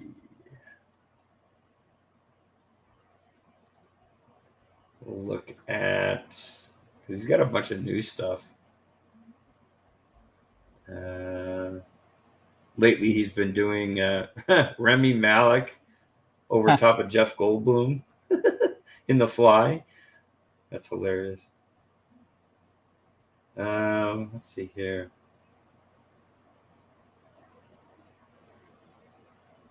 Okay, let's try this one. I'll show this one once I get past the ads.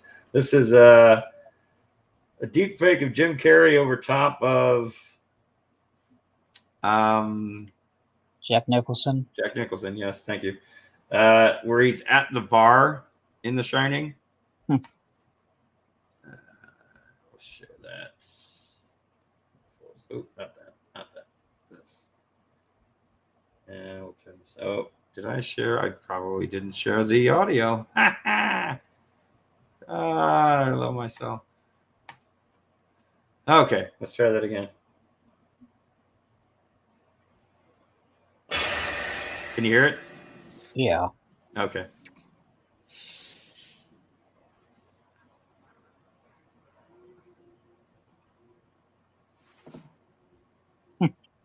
Hi, Lloyd. A little slow tonight, isn't it?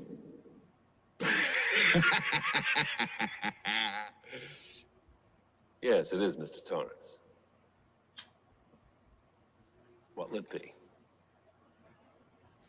I'm awfully glad you asked me that, Lloyd. Because I just happen to have 2 20s and 2 10s right here in my wallet. I was afraid they were going to be there till next April. So here's what. You slip me a bottle of bourbon, a little glass, and some ice. You can do that, can't you, Lloyd? You're not too busy, are you? No, sir. I'm not busy at all. Good man. You set him up and I'll knock him back, Lloyd. One by one. White man's burden, Lloyd, my man. White man's burden. Problematic. You're right. Uh-oh. Say, Lloyd, it seems I'm temporarily late. How's my credit in this joint anyway? Your credit's fine, Mr. Torrance. That's swell. I like you, Lloyd. I always liked you. You were always the best of them. Best goddamn bartender from Timbuktu to Portland, Maine. Or Portland, Oregon, for that matter. Thank you for saying so. Here's to 5 miserable months on the wagon and all the irreparable harm that it's caused me.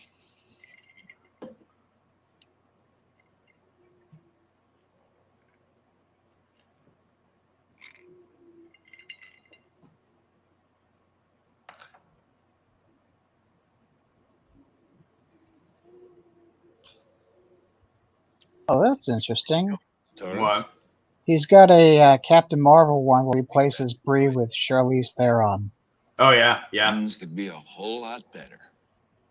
Yeah, that's. I hope it's nothing serious. We'll switch out. Let's see here. Let me see if I can find that one. You know, there is a science fiction short story I read. It might have been a Harlan Ellison story, where in the future they didn't call it deep fakes because the term hadn't been invented, but Right. but because video editing had become so sophisticated, you could make a video look like anything you wanted. Video evidence was no longer admissible in a court of law. Only eyewitness testimony was. And that was the premise of the story, that a character in the story, a protagonist, is being charged with a crime, and video evidence cannot be used in his defense. And there's something about who the eyewitnesses are that are being asked to testify, brought in to testify in the case, that creates the tension and the drama in the story. And I remember thinking at the time, although I'd never heard of anything remotely that sophisticated. I bet I'll see the day. Right. I said, I bet I'll live to see the day. And of course, I talked with a professional photographer a couple of years ago, and I said, do professional photographers argue about how much Photoshop you can do before a photojournalistic picture to be used in a news story becomes a construct an art and a computer generated image rather than a true record of events? And he said, oh yeah, it's on all of the photographers' websites. It's all over the place in the business. Yeah. It's constantly under discussion because, yes, you can go over a line, and we're always arguing over where's the line. And it's happening with videos the way it did with digital photography. Right. Well, let's check this. Let's see if this is any better. At least maybe, she won't look like a plank.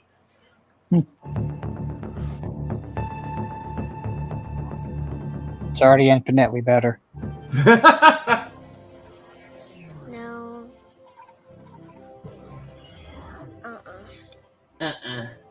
Definitely not.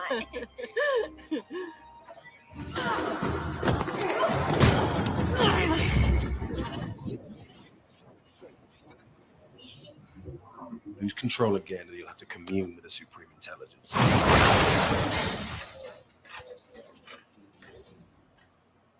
That's a photon blast. And? A scroll can't do that. Oh, that's trippy. You need a side by side. Everybody calls me Fury. Not Nicholas, not Joseph, not Nick. What does your mom call you? Fury. What do you call her? Fury. What about your kids?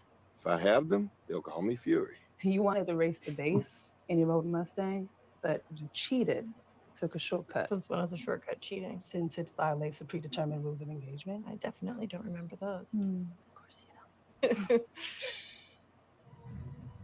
This is very good. What did you do to your uniform? What's given can be taken away.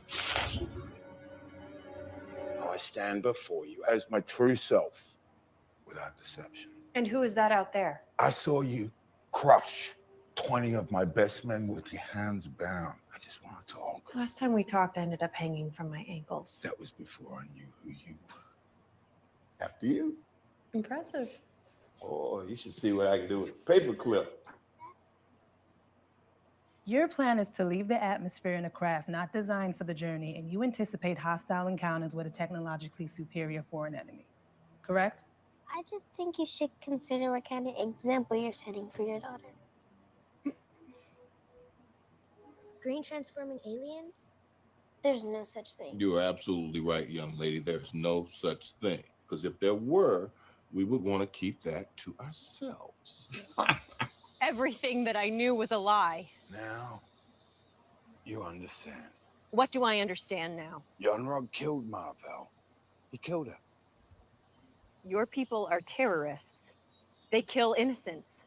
My people lived as refugees, homeless, ever since we resisted Kree. Ah, yes. The magical changing scrolls. Us.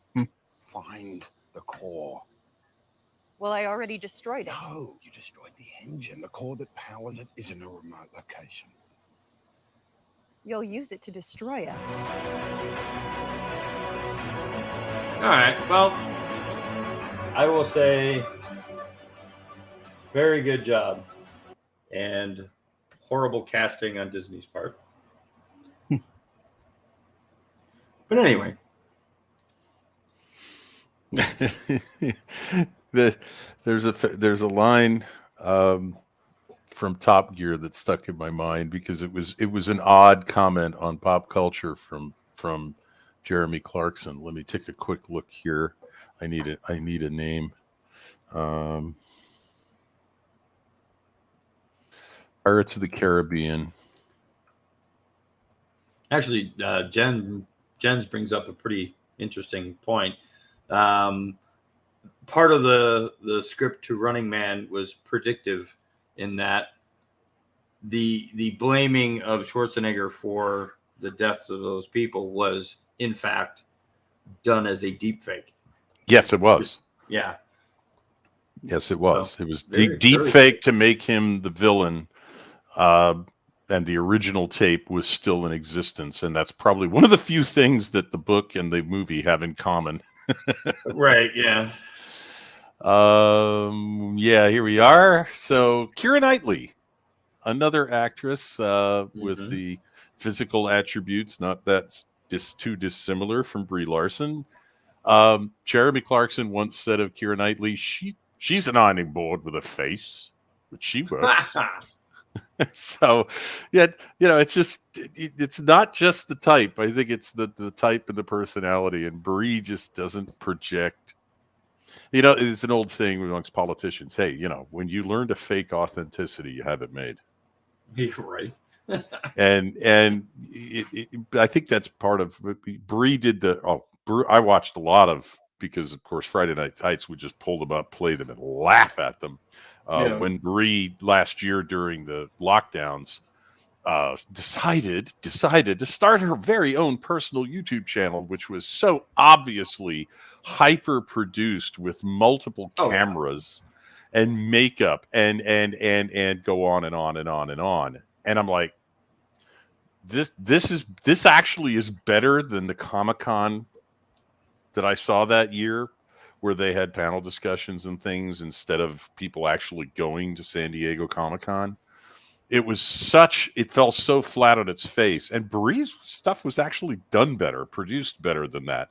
And it still fell flat on its face, I think, with a lot of people who weren't predisposed to just be like, oh, I'm starstruck. Well, and it's depending on who was behind the producing, whether it was just her own team or if it was something else. It shows you how detached they really are. They're like, okay, we're gonna do gaming. Like, and Jeremy says it best. I like Nintendo. Yes. I like Nintendo's Nintendo. a gaming system. What do you play on Nintendo? Exactly. Animal Crossing. Right, Animal Crossing. Like, are you fucking serious? That would be like me saying, I like the Wii. I like the Wii. That's the last gaming system I remember playing anything on. I like the Wii. Yeah, it was so detached from reality that she started bouncing between different types of content. She started out and they did the whole gaming thing and nobody gave a shit because she's not a gamer. And it, it very evidently showed up in the first couple of videos that she wasn't a gamer. And then she goes into this, I'm going to do yoga now. Like, she completely goes 180 degrees a different direction and starts doing yoga on her stream. And of course, the only people who watch fucking yoga on YouTube are looking for the nude yoga, which she wasn't going to do. Yeah, she went full Twitch. Started with gaming, went to nude yoga. Right? Exactly. There are better practitioners of nude yoga on YouTube. Trust me.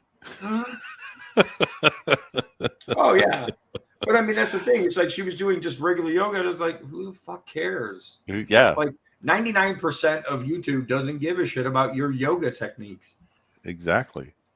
Or your Tai Chi or any other silly ass thing that new age thing you decide to pull in and say, I can do that. And again, you're right. That's bubble because everybody she knows does yoga and or Tai Chi or something like that. And it's like, I went to school with a guy who did Shotokan full contact karate. He would have looked at yoga and said, what? He was a wrestler. Wait for it. What? Yeah. Wrestler in high school, full contact karate student in college. You know, he would have looked at this and just laughed and laughed and laughed. And that was the reaction she got. And she didn't understand. I don't think she's ever understood why she was so unintentionally funny. Right. And that's a problem a lot of them have, and I'll just end it there. It's a problem a lot of them have because it isn't funny to their friends. Why do people laugh? But their friends are in the same boat. That's why. Well, yes. Like here, I'll just say this for Brie Larson. This is for you. You have been weighed, you have been measured, and you have been found wanting. That's all I have to say to that. That's perfect. And you should get the one where in Gladiator where he does the thumbs down. Yes. I'll have to add that at some point. I was doing literally video editing for those clips 15 minutes prior to going live. Yeah. Well, yeah, that would be a good brainstorming session to do on a private stream that isn't going on YouTube sometime. Just throw out ideas from movies. If you can find this clip, you could use it for this or that or the other thing because come on, just between the three of us, I mean, I wouldn't want to try and estimate the number of movies we've seen. That we might have one memory of it. That would be the clip that would mean something because it's stuck in our mind. It's stuck in somebody's mind. Yeah. Oh yeah. Well, the funny thing was with the Order in the Court one, I was actually looking for a different clip. I know, and I can't think of the name of the movie right now, but there's a clip where an individual who's playing a judge gets so frustrated with the rest of the court, he's banging his gavel and he breaks it. And I was looking for that clip and came across the one that I ended up with because I thought it was just funny because he swears. Right. But that's, come on. How many conversations have you been in on Discord or in the chat from a stream where somebody kicks off my favorite movie scene, funniest movie scene, scariest movie scene, doesn't matter what it turns out to be. And, a 5-minute discussion ensues that either turns the chat into a conveyor belt or, becomes a 500 comment thread in Discord. Yeah. That's the kind of thing. You get a bunch of people together who've rewatched movies because of those moments. I mean, how many quotes are there from The Princess Bride? How many quotes are there from Monty Python that people just come out with?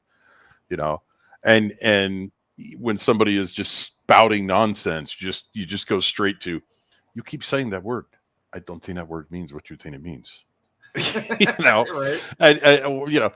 Or you get into an argument with somebody and you go with the opening of you go with one of the moments in the Zord fight between the Man in Black and the Dread Pirate Roberts, and he said, "You seem a decent fellow. I'd hate to kill you. You seem a decent fellow. I'd hate to be killed." I think is what he says. I think that's what it is. But that's we're having an argument here, but I'd hate for it to become permanent in any way. I like it when he goes, You fool! Ha ha ha ha! And drops Yes. Yeah, Oh try. yes. Yes. That was a brilliant performance by Wallace Shawn as Vicini. You fell for one of the three basic, what is it? Tricks. No, blunders, the classic blunder. Blunders, You yeah. fell for one of the classic blunders, the most famous of which, of course, is never get involved in a land war in Asia. But almost as famous is never go up against the Sicilian when death is on the line. You're right. Bud. I mean, you watch him, and he's been in a lot of different shows and movies and things like that. He's never gone full on over the top comedic that I've ever seen. Never done it. And with Vicini, he's a dislikable character. He's the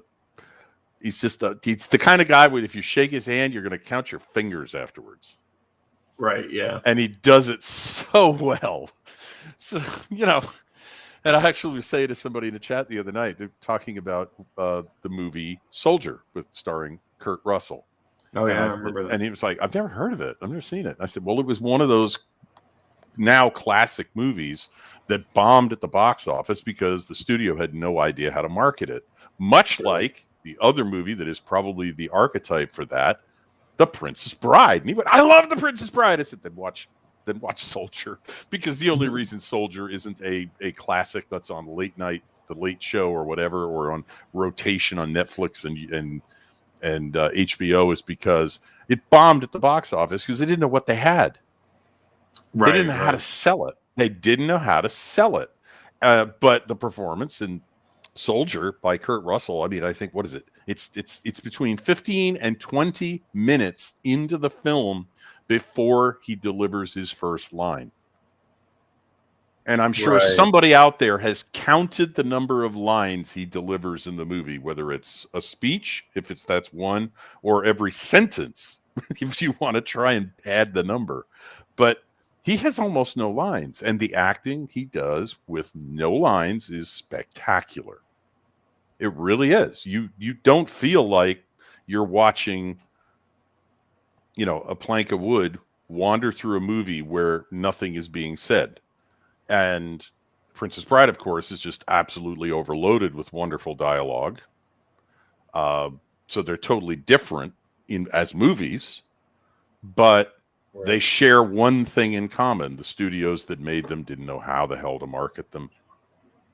And it took them becoming home video and word of mouth and becoming cult classics to make them popular. So, definitely. And that comes back to there are a lot of ways to screw up a story or a movie or whatever. The writers can do it, the actors can do it, or the studio can do it. Yeah, right. Yeah, I think, I don't know. It's kind of funny, like we were saying before, where there were actually good scripts embedded in low production B movies back in the 80s and 90s. You've got the dead opposite now. Now you've got bad scripts being surrounded by millions of dollars in production. Yeah. And it's funny. A good script can make a low production movie cult classic, and a bad script can take a million upon million upon $1 million movie and make it very average and not rewatchable. What a world. Right? Well, I mean, it's just general logic. It's like, pardon me, how detached Hollywood is. They don't realize that without a good story, you just got a bunch of bangs and flashes. Michael Bay can only go so far.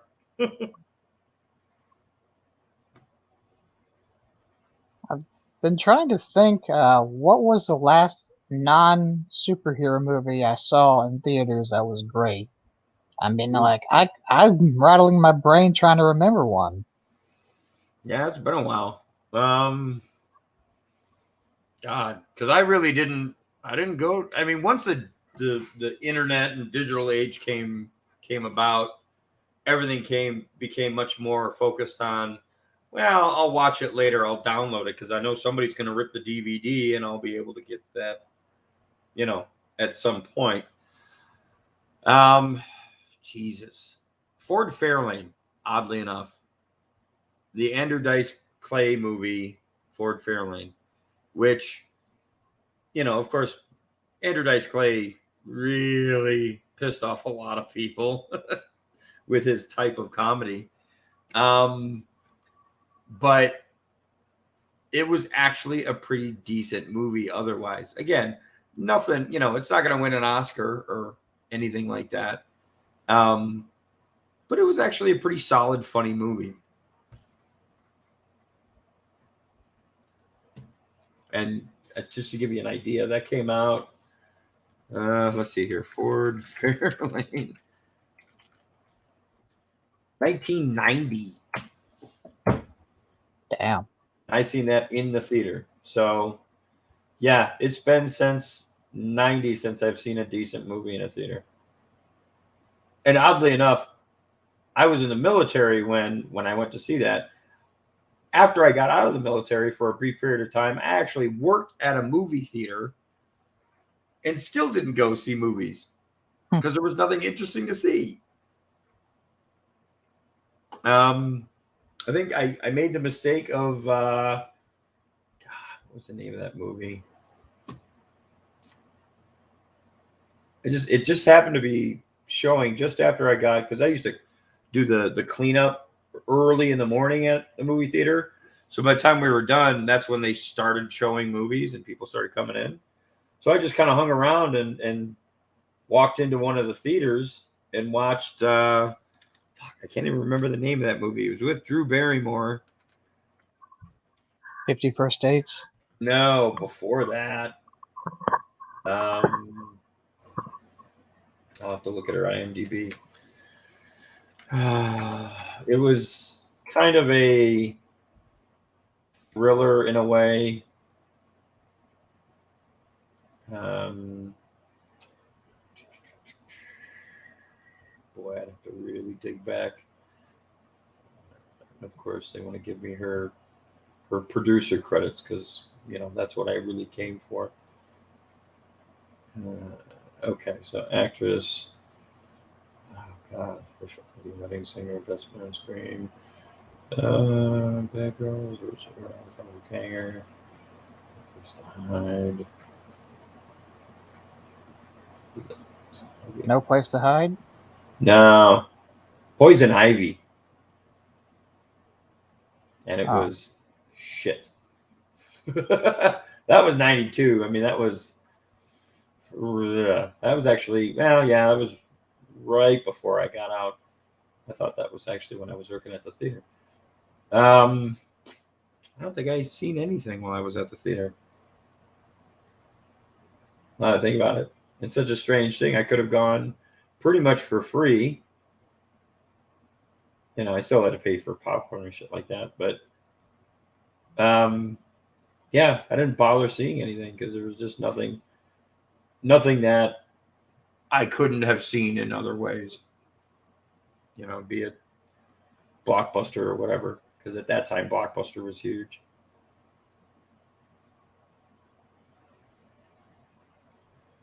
But yeah, a lot more of the movies that I tend to lean on are older. 60s and 70s stuff. A lot of the spaghetti westerns with Clint Eastwood, or the Dirty Harry movies. I think what else, stuff with Steve McQueen. So yeah, I really never got into the 80s and 90s stuff until the early 2000s, and then I was looking back at the 80s and 90s stuff, going, "Oh, that was actually a pretty good movie."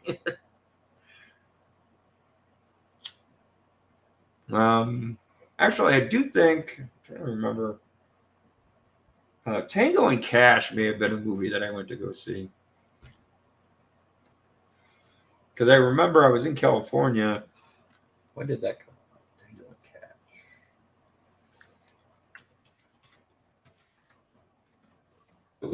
Oh, okay, that was 89. That was probably right before I went in. I went to see that.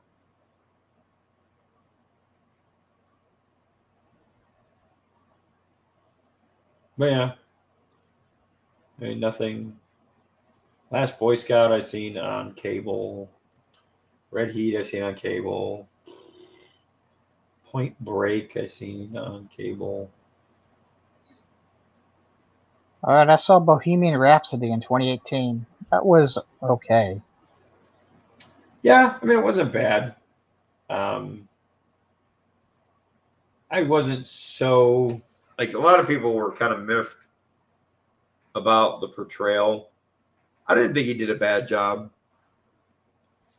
I mean, there were some things that they changed to kind of fit the narrative, so to speak. Like certain events happening before other events when they actually happened after. But all in all, it was a pretty decent movie, I think. I've seen worse. I can say that.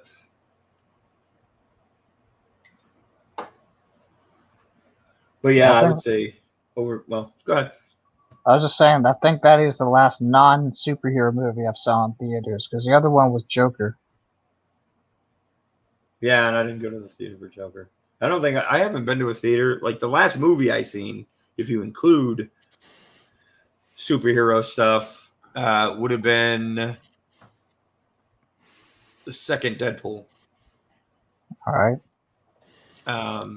But prior to that, everything else was superhero stuff once they started kind of getting off the ground. So like I went to see Batman v Superman at the theater. What else did I see? I see one of the Marvel movies, early Marvel movies at the theater. I think it was it might have been Winter Soldier. I seen it at the theater. But yeah, I saw Dark Knight in IMAX. I thought that was great. Last movie I saw in an actual movie theater was Peter Jackson's They Shall Not Grow Old from 2018. Yeah, definitely didn't see that. What is that? That is a collection of World War I newsreel footage that Jackson had some of the best people in the business adjust the frame rate on, because of course they were hand crank cameras. They colorized it, but they did the best colorizing job I've ever seen. Then he hired lip readers to read what the silent film that they had to work with, what the people were actually saying, wrote out a script, then hired British actors, because he followed only British soldiers for the purposes of this film, hired British actors to recite the lines that the soldiers and the officers were saying on the film. And there's a scene in there where there's a street in France where all of a company or so of soldiers are lined up facing a building which has 2 steps up to the doorway, and the officer is standing in the doorway and he's reading a prepared pep talk, basically. I've seen a clip of that in multiple documentaries. Peter Jackson colorized it and let me listen to the officer's speech. The movie's incredible as a technical exercise, because it's a very, very tightly controlled story. It's basically a couple of 1 or 2, 3 British units that have been shipped over to fight in France during World War I, and the documentary footage we have of them.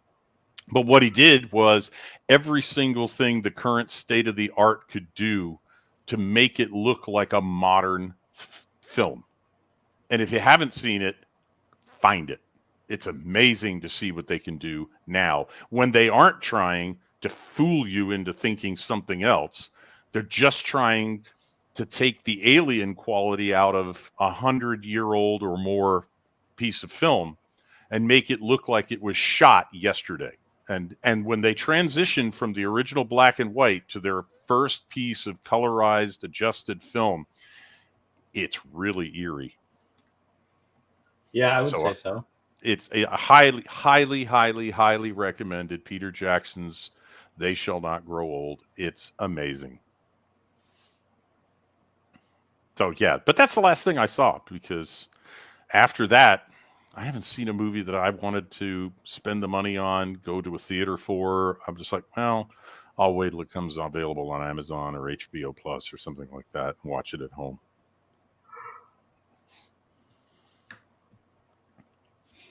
Yeah. Well, like, yeah, as you were off sorting out whatever, we were talking about like the last non-superhero movie we had seen.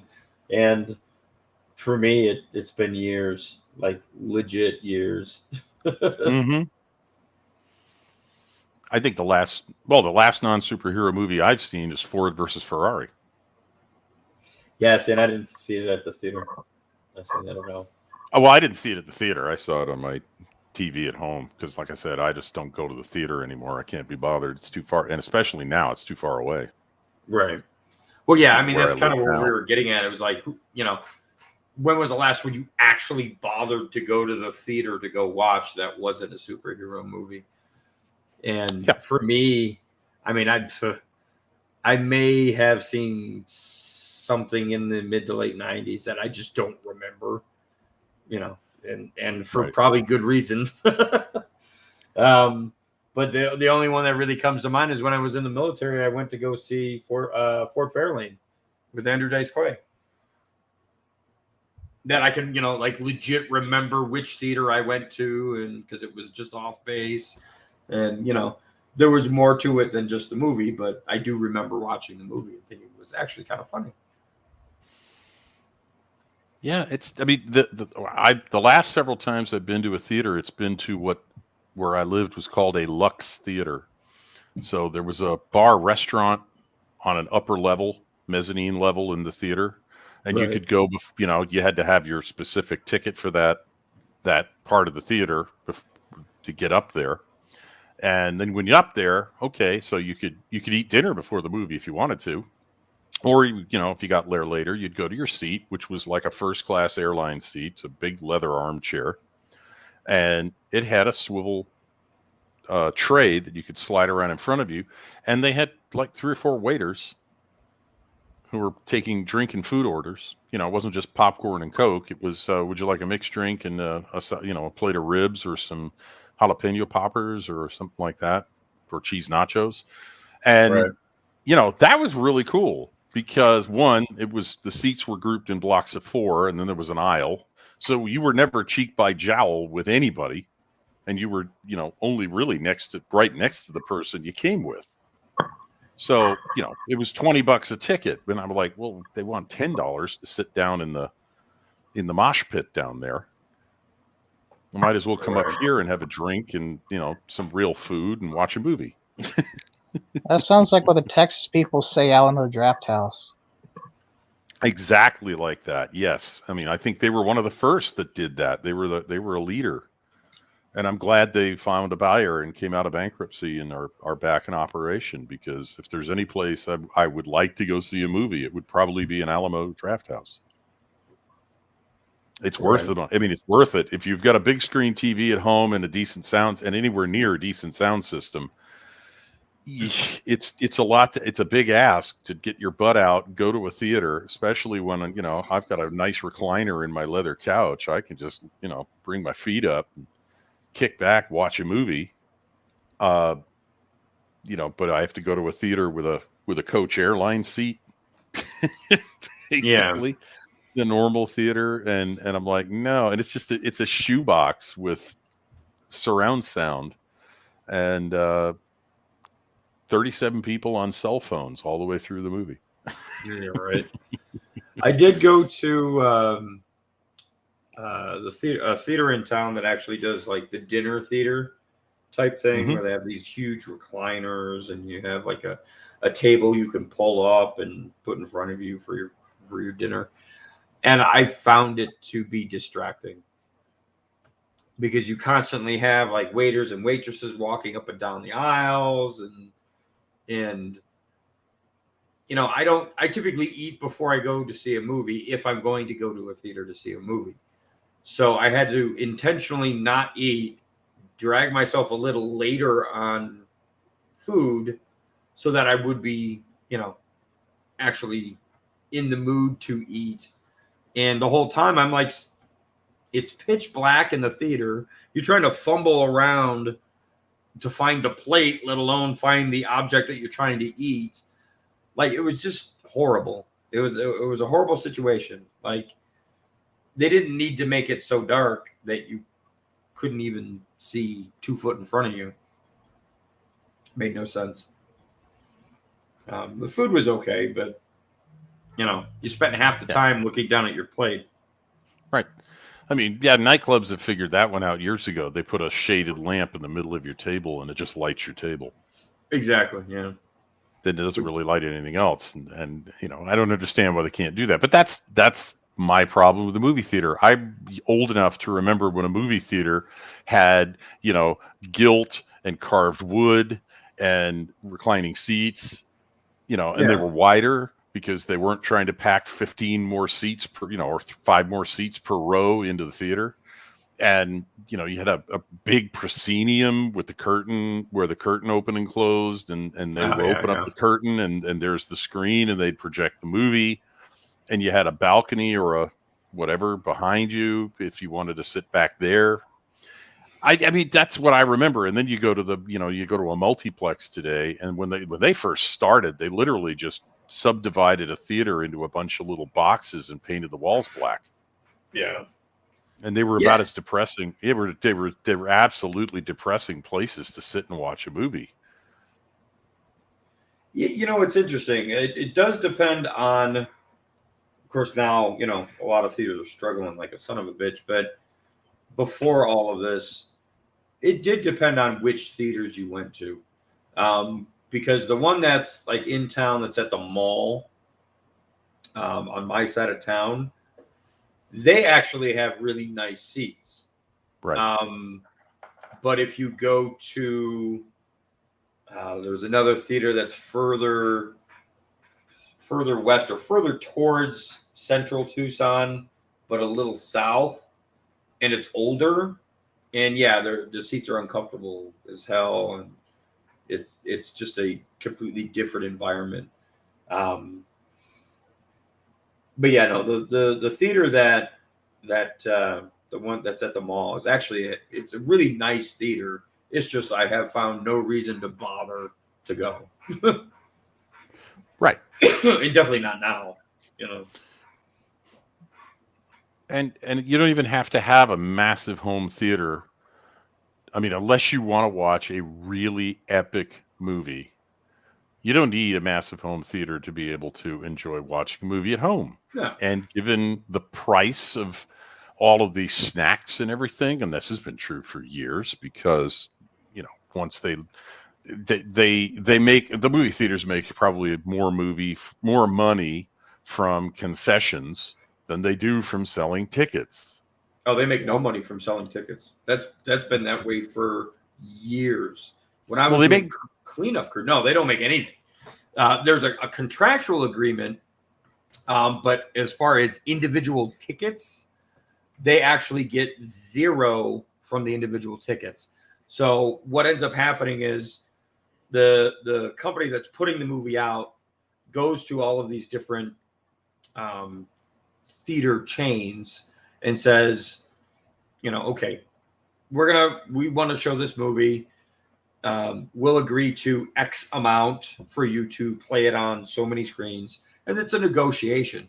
I found that out when I was working at a movie theater and actually talked to one of the managers of the theater. And he was like, yeah, we make donut hole when it comes to the ticket sales. That's why the concessions are through the roof.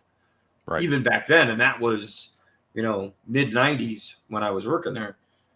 He's like, we make everything to maintain this theater purely on concessions. Well, that explains the prices of everything there. That's for sure. Oh yeah, and it's only gotten worse. I mean, fuck. Back in the 90s, you could drop, say $15, and you had a big popcorn and a big drink and like one side item. Now you're looking at 25 or 30, and forget the side item. That's just your big popcorn and a drink. Right. It's ridiculous. You know, and it costs them pennies on a dollar to make popcorn. Yeah, no, it does. I mean that foods. If you knew what the margins of food service were, oh yeah, especially in fast food, yeah, they're small, but any basic restaurant has to follow pretty much the same formula. When they get fancy, that's when you start to see their margins increase. But then sometimes they have more overhead because they have more employees. Right. So if you have a waiter and a busboy, and a really fancy, you've got a waiter, an assistant waiter, a busboy, and the assistant waiter is, amongst other things, filling water glasses after he's cleared plates and put them on a thing, and handed them off.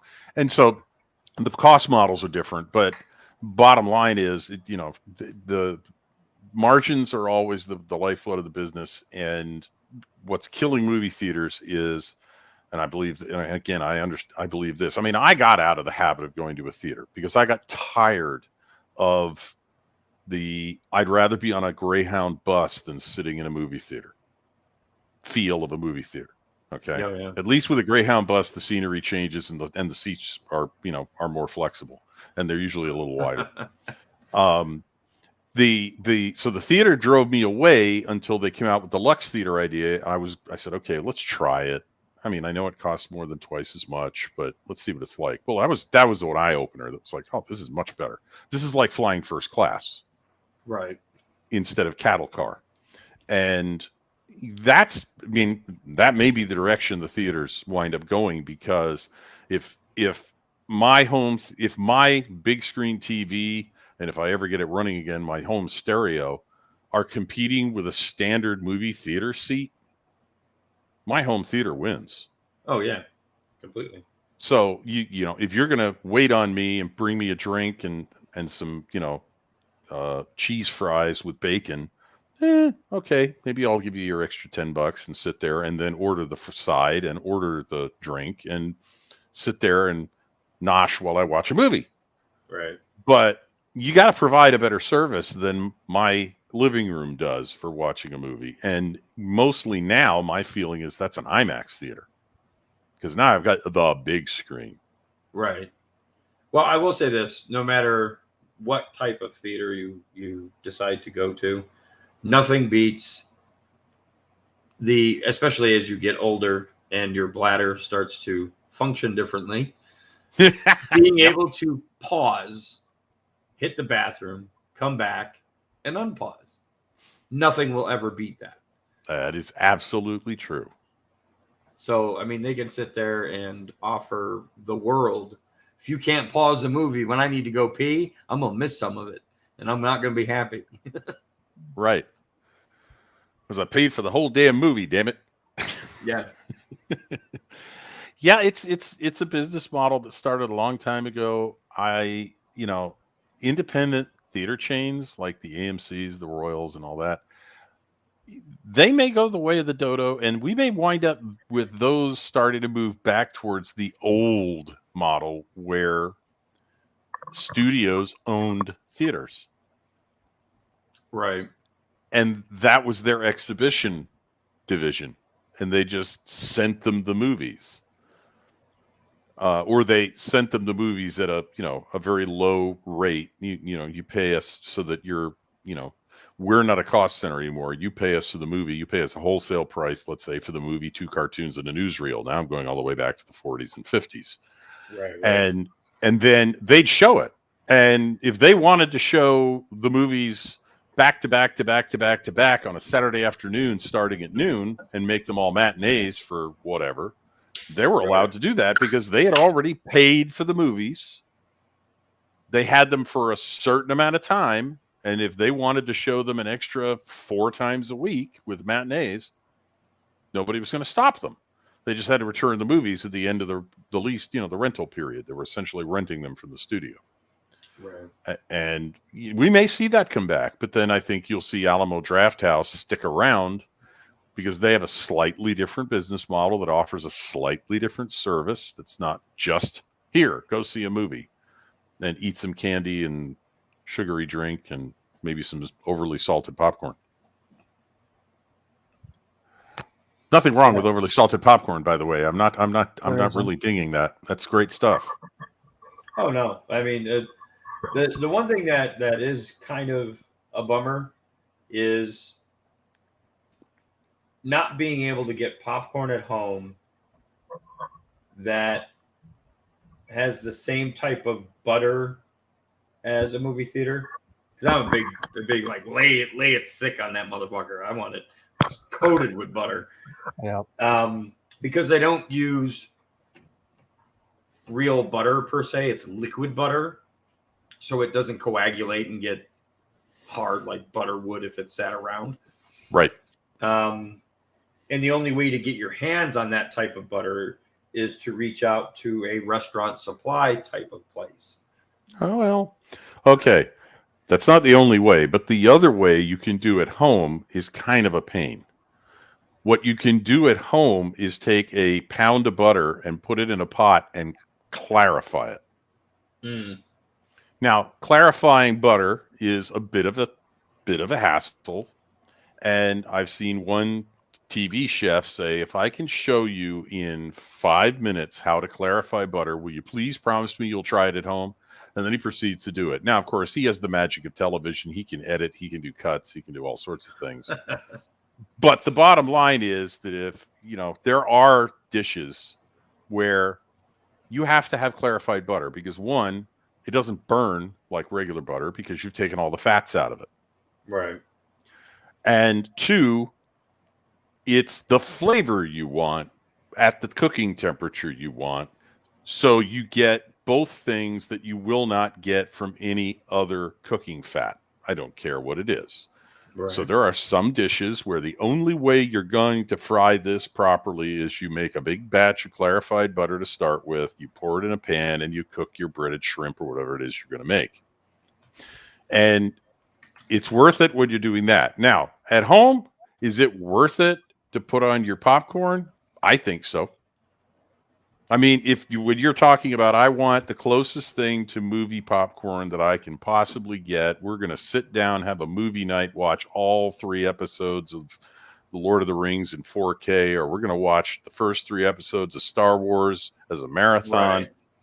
Then, yeah, if I'm prepping, setting all of that up, yeah, the day before, I'm probably going to be there with a pound of salted butter, clarifying it. Pour all over popcorn.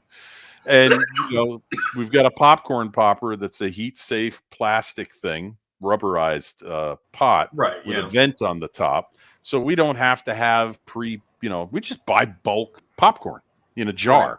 You measure in the oil, you measure in the popcorn, you spin it around in the pot till it covers everything, and then you put it in either the oven or the microwave. I don't remember which because I've never made it. Mrs. Redshirt makes it. I got to ask her about that, damn it. I could have used some. I could have used some the other night, but anyway, and yes, you can do this. You can prep it, and butter is better than everything. I'm half German, so as far as I'm concerned, butter's a food group. Okay, So what can you do with butter? Well, if you clarify it, yeah, it becomes something you can drizzle all over lobster, and now you have the food of the gods, and but is it a hassle? Yeah. Is it a hassle to make hollandaise sauce? I've only managed it once. The other 2 times I got cream scrambled eggs. Yeah. The mysteries of the double boiler elude me. I can't cook with one of the things. I just don't know why it doesn't work for me. But I don't know. But so I won't claim any special expertise in the kitchen outside of a wok. I'm decent with a wok, but it's doable. If you get the right way of popping popcorn, the right popcorn, you clarify butter. So you got the butter, you get the right salt to sprinkle all over it and give it a big toss with the salt.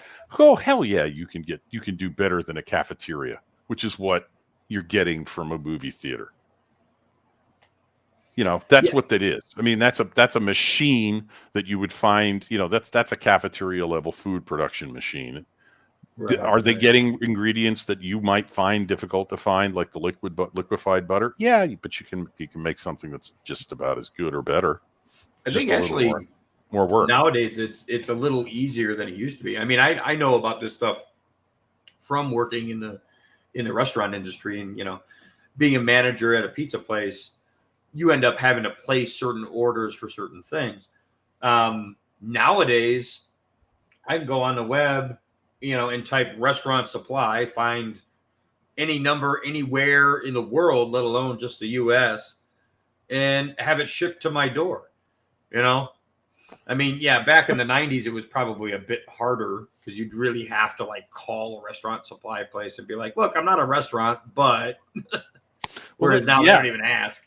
I agree. And I mean, the best omelet pan I've ever had came from a restaurant supply store in Virginia that for some reason decided to hold a sale and called it a public sale. Anybody could go in and they'd sell it retail. Right. You didn't have a minimum order. You didn't have to have a purchase order like you would for a restaurant where you could come in, you can do a purchase order for $500, $600, $1,000 worth of things. You could go in and buy one pan for $19 or $15. Right. You could buy a stock pot for $40 that, from a fancy home cookware company like All-Clad would cost you between $300 and $400. Oh yeah. But I got a solid steel stock pot with an aluminum base tacked onto it and a lid. I'm like, it's always full of water. I don't have to worry about burning the things at the bottom. I just got to stir it occasionally, Right. So yeah, restaurant supply, if you can get into one and they won't, they don't expect a purchase order, they'll take a credit card. You can get some fantastic cookware for prices that will make your head spin compared to going to, Williams Sonoma or Sur La Table, because that's all the high-end fancy stuff, and the margin on that is off the charts. That's a department store for cookware. Yeah, exactly. Wholesaler, that's what you're looking for. You're looking for a wholesaler that will sell you one or two. And then you'll have omelet pans for life, or you'll have a saute pan for 20 years and a stock pot that you'll be looking for someone to inherit it from you. Yeah. I agree. It's, because that stuff gets beaten to death on a daily basis. I worked in a cafeteria. I was one of the official pot beaters. And, if you use it to cook it with at home and you don't use every single one of your pans every single day, you are giving them a vacation compared to a restaurant. Oh, absolutely. So they'll last 3 times, 4 times, 5 times as long as they will in a restaurant. And they're a hell of a bargain. But you got to find the source. It's worth doing a little digging, making a few phone calls, sending a few emails, because the quality is surprisingly good, because restaurants can't afford to pay for what I call badge engineering. Yeah. Why did the price of the Econobox go up by 15% when they crossed out Daewoo or whatever the hell it was and wrote Aston Martin in crayon? In crayon. Yeah. It's a Python reference from Jeremy Clarkson. But it works because all they really changed, all that Aston Martin really did was rebadge the damn thing. And I'm like, that's a commuter box. Yeah. And Aston Martin expects me to pay an extra, £3,000 for it, or $5,000 at the time, $4,800 at the time. Screw that. Mm-hmm. No, I'll go buy the original. It's no worse than the other one. It just doesn't have a cool badge. I mean, that's my problem with BMWs. I owned one a long time ago. I won't own one now because I don't want to pay $15,000 for that roundel on the front and back. I will say this: when it comes to their motorcycles, not necessarily the cars, though the cars are pretty well engineered. The bikes have taken huge leaps. Not necessarily very recently, but say 20 years ago, when they started to push like the stuff that Edgeverse was using, the the dual purpose bikes, the semi off road, semi on road mixes. And a buddy of mine actually has, I gotta think of the model name. Let me look it up real quick. Sport. Well, yeah. Anything I've said about BMW applies only to their cars, not their motorcycles, because I had one of each back in the day, back in the 80s. And while the motorcycle was one of the ugliest I've ever seen in my life, it worked well for what it was designed to do. Unfortunately, what it was designed to do wasn't what I wanted to do with it. So I argued with it constantly. But it was a great bike in terms of reliability. Everything that was wrong with it, I screwed up. I'll just give that mea culpa. I had to rewire the electrical system on it, and in so doing, I believe I shorted out the battery. And even after putting a new battery on it, I think I still had a short or a ground somewhere that I hadn't diagnosed, because that battery never held a charge. It was always dead. So, you know, but the only thing wrong with that bike was what I'd done. The bike itself was brilliant. And I mean, if I wanted to ride a motorcycle tomorrow, the only brand I would be shopping for would be a BMW. Yeah. And given the kind of road I live on and the fact that I have a gravel driveway, I'd have to have one that looked like that. Yeah, a dual sport, yeah. A dual sport. It would have to be, because I might wind up having to drive up through the pasture, to get from the road to my house safely, because my driveway is such loose gravel. These actually do pretty good. Now, this one doesn't have necessarily off-road tires on it. The one that my friend has, it's the same model. It's an R1200 GS, but he has more knobbier type off-road tires on it. Yep. And you'd be surprised where he could go with that thing. I mean, he takes it off in the desert, and he just goes. Right. And it'll just keep going. It just does not stop for nothing. And I will say the R engine has been on BMWs. It's a opposed twin flat boxer. Yeah. And it is probably not the torquiest and most powerful engine. I mean, boxers generally aren't the most torquey engines in the world, but that thing is bulletproof. Oh yeah. They're absolutely bulletproof. So that's an 80 to 100-year-old engine design that they have updated and updated and updated over the years. I mean, that makes the Porsche 911 look like a new kid on the block. So that motorcycle boxer engine, that motorcycle, and the shaft drive they patented is fantastic. Yeah. And so they're I mean, that one looks like it should be ridden in a science fiction movie. It's funny because his looks exactly like this, except for the red. His red, it's not red, it's gunmetal. So it's silver and gunmetal, but everything else, exhaust and everything is the same.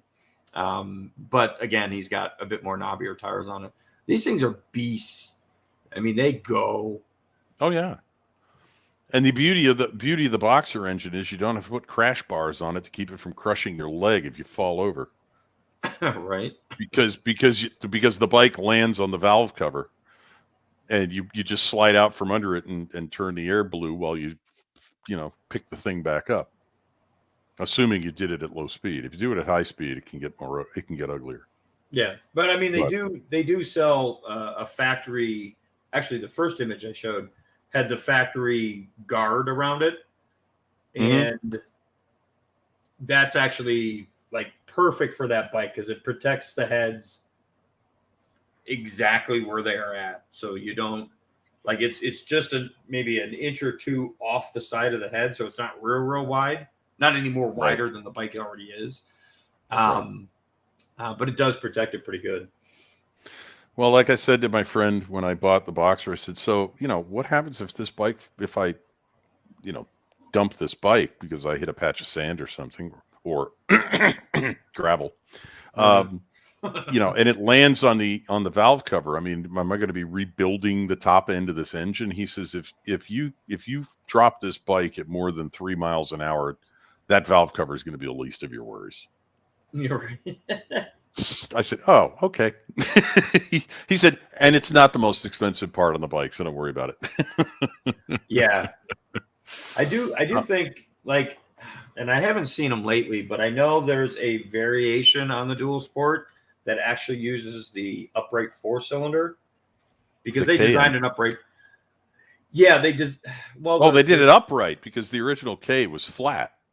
Yeah, no, this is an upright. It's based off the engine that they use in the sport bike. Let's see here, the Super Sport, I should say. Type.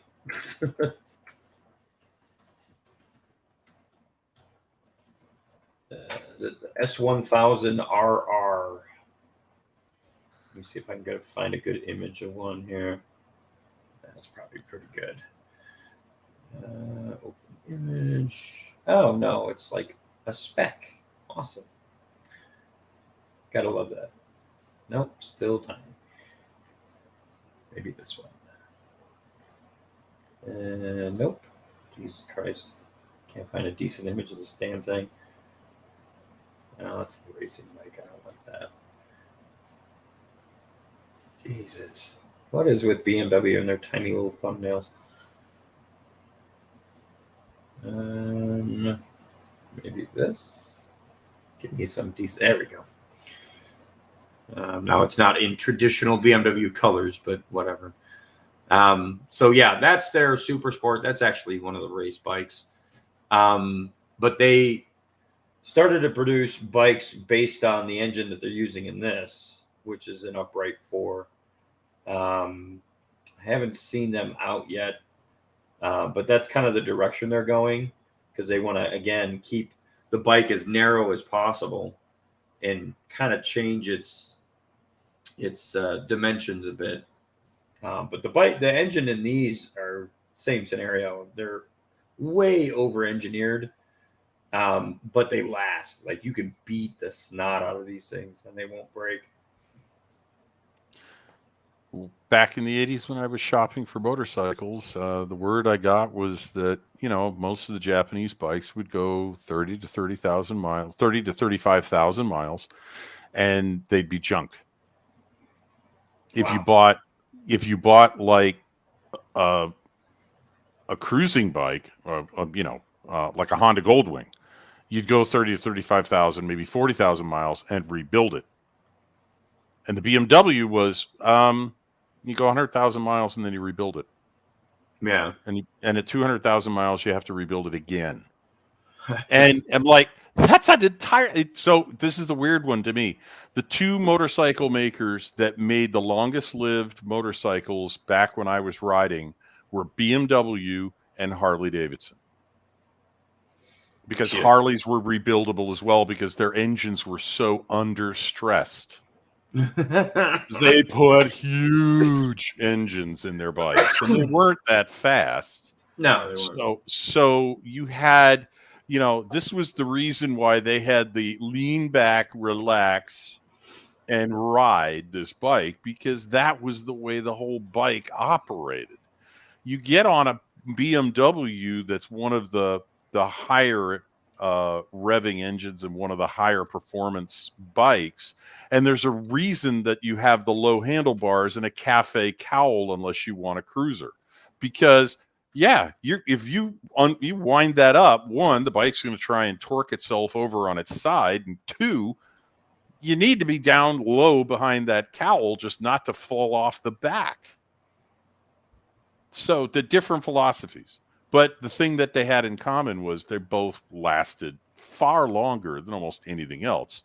And that actually astonished me about Hondas, because in every other division that Honda makes engines for, whether it's boats or cars or lawnmowers, a Honda engine is the gold standard.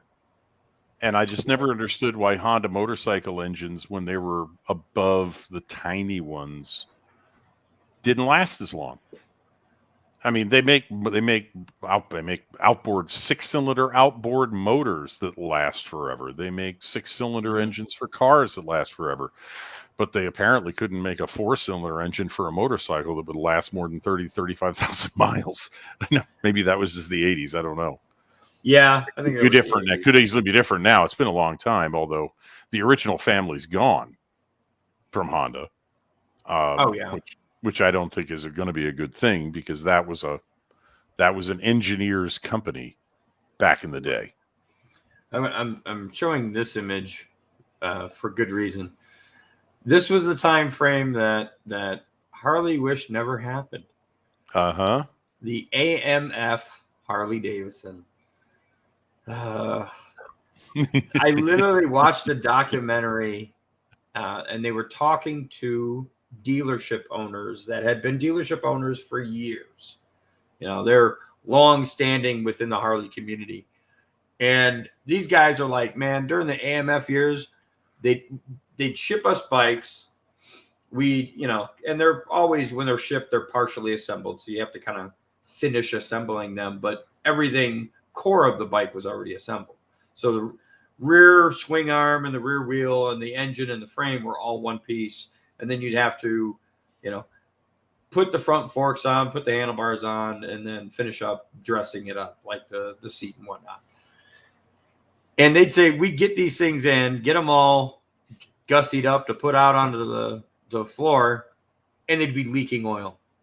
Like from the factory, they had 0 miles on them, they were leaking oil. It was just it's that George R.R. Martin. I don't know, man.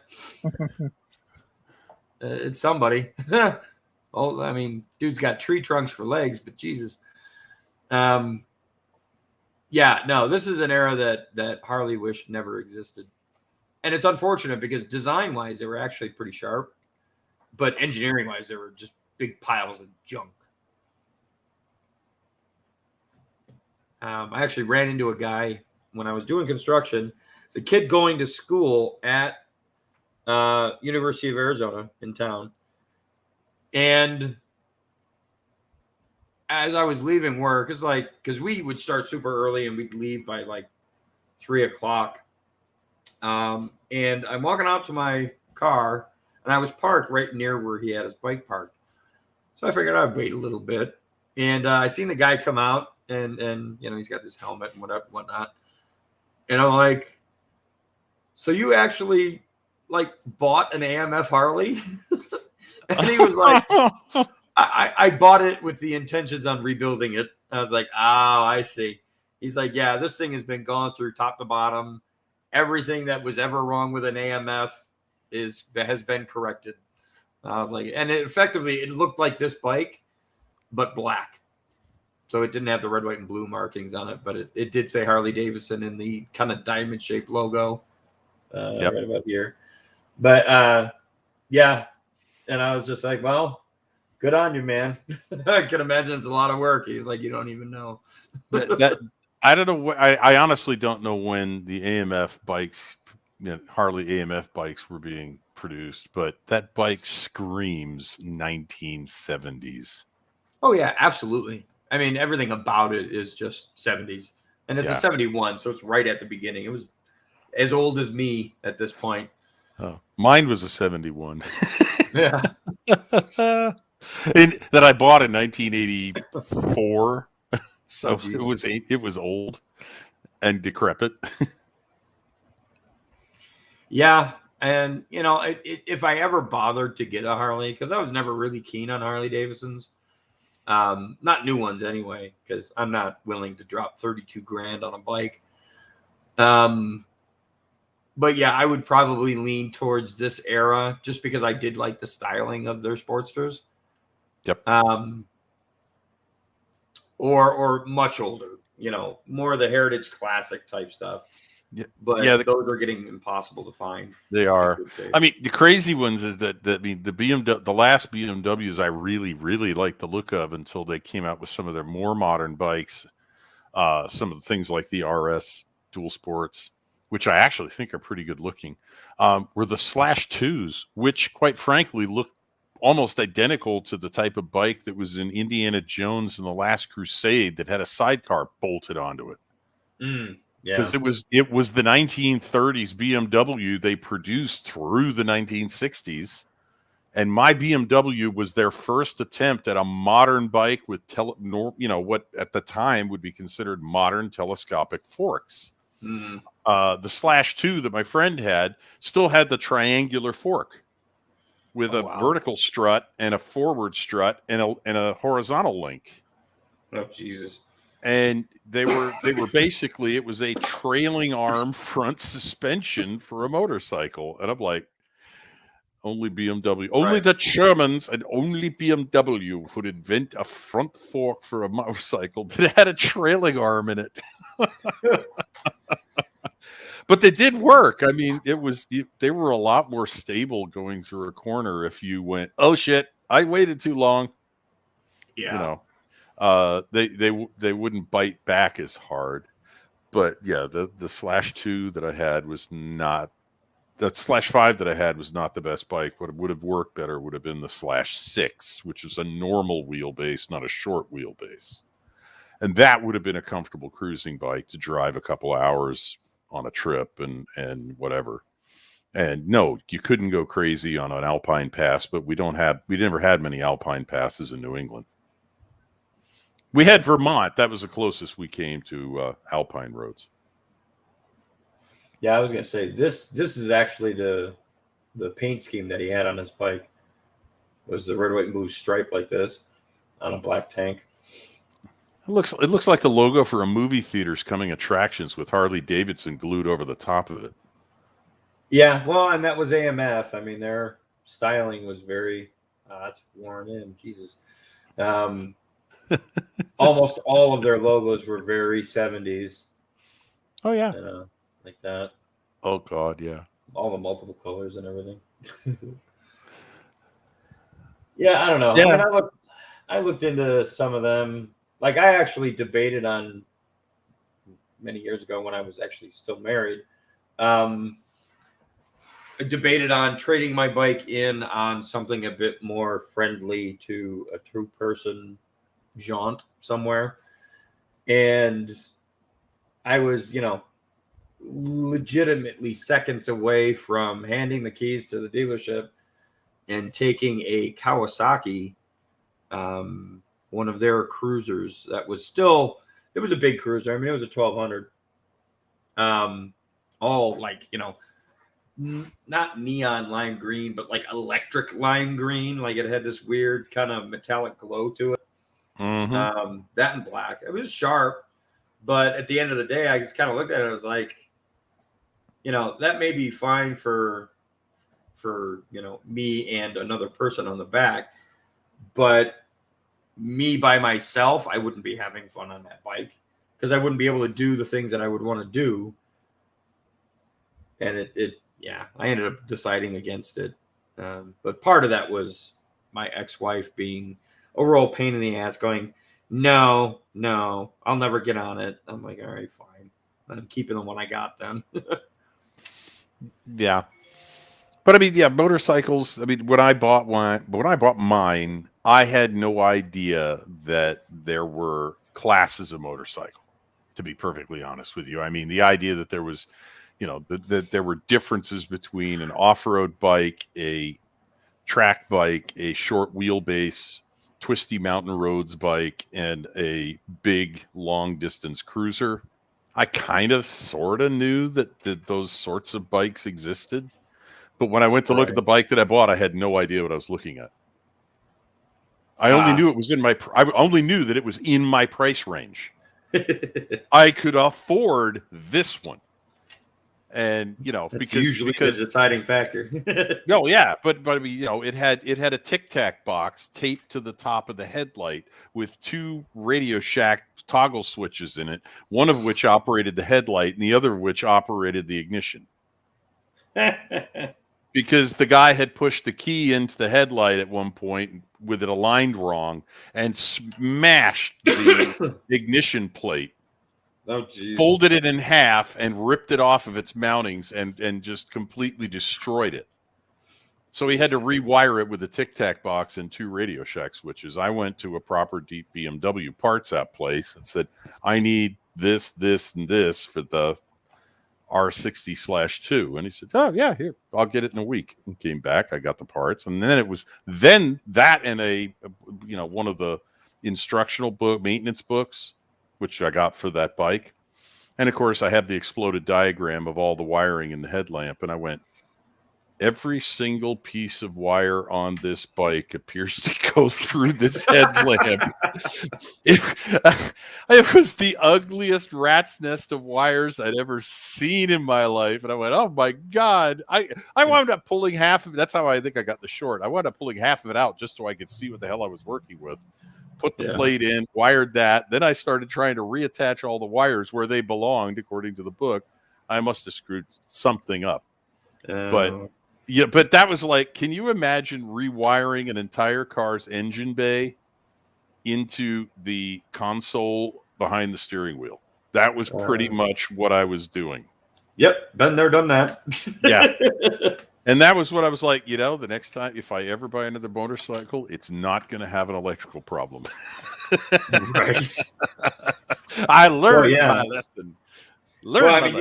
You can think about, like, because I typically have older vehicles in my fleet, so to speak, now that I'm down to just one older vehicle. But imagine trying to get modern electric gauges to work on an old car. That is a feat and a half. Oh yeah, because they don't just wire in nice and easy, because you'll start popping fuses left and right. Right. So you gotta prepare the car for a whole separate fuse box just to run your gauges. Yeah, because voltage regulators were different back in the day. Well, yeah. The voltage of car, because I ran into this with an old, 80s Alfa Romeo. And my mechanic explained to me patiently, thankfully, why it hadn't started at 3 degrees Fahrenheit one morning when I was trying to get to a hotel parking lot to catch a shuttle bus to the airport. He said, well, okay, you got to keep in mind that nowhere in Italy, even in the Alps in northern Italy, does it often get that cold, 3 degrees Fahrenheit. Doesn't get that cold. Okay. So that's not what their cars are designed to do. So they have in this car, they have a 12.2 volt regulator. But now they don't have a carburetor and points and condenser and all the simple stuff anymore. They have a Bosch Motronics engine computer. Now, that's a computer. It takes a certain amount of voltage to boot up. Right. When it's really cold, your starter motor is stiff and it's drawing down the voltage. So the regulator can't produce the voltage with the starter motor running to boot up the engine management computer. That's why it won't start. He says, this fix is simple. Not a problem. All I need to do is get you a 14.2 inch voltage regulator, and you'll have the voltage you need. Except that one was faulty, so we had to put the 12.2 back in, and I had to drive all the way back up to him a week later for him to put in the other one, a replacement. God, that's Alfa Romeo for you. That's Italian cars for you, okay? They just, that you spend your whole life trying to figure out what's wrong, and then you spend half your life getting it fixed. Right. But just for something else to go wrong. But so now you get a new car which has a 14 to 15 volt regulator because it's got to drive 5 computers now. Yeah. And you stick an old gauge in that was made for 12 volts, and it just goes, what? It just goes pop. Or its circuit breaker does, the fuse does, because it's got a whatever amp fuse, and a modern gauge is 1 or 2 amps higher than that. Right. And this thing doesn't know that it's on a 14 to 16 volt system. It thinks it's on a 12 volt system. And if you know anything about electronic circuitry, that matters. Yeah, a lot. A lot. I think the worst vehicle I'd ever had to work on electronically was, oh God. A friend of mine had a 60, let's say a 61 Galaxy. Oh God. Right? Big old distributor, was a points distributor. And it had a generator, not an alternator. And yeah, you trying to get that fucking thing going and keeping everything going at once, the charging and all that other shit, while also adding to it. I was like, we got it running and got it at least being reliable. And I was just like, the first goddamn thing you're going to do to this car when you get money in your bank is go buy an alternator. Go buy an actual swappable, because it had a big block in it. It had, what was the predecessor to the 390? The 342 or something like that. I can't remember. There was a 360 in there somewhere, but well, one of the early Ford big block FE engines that wasn't a 390. Yeah, but I'll tell you, I lived through that because my friends BMW had what the Europeans call magnetos, that we call generators, rather than an alternator. And I found out the hard way that his bike operated perfectly with a dead battery. Mine didn't. And he had to explain to me why that was. He said, if you have an alternator bike, you can only get power to the coil from the battery. You can't get it from the alternator charging the battery. They're basically two separate circuits. By the time the alternators charge the battery, you'll have burned out your starter motor. And if your battery won't take a charge, nothing's ever going to happen. He says, the thing with this bike is the only thing my battery's doing is providing the right resistance in the circuitry so that the magneto doesn't blow all the fuses on the bike.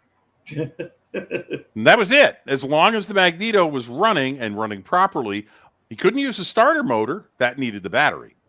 So all he had to do was hop into the seat, hit the starting pedal, and his bike would start right up.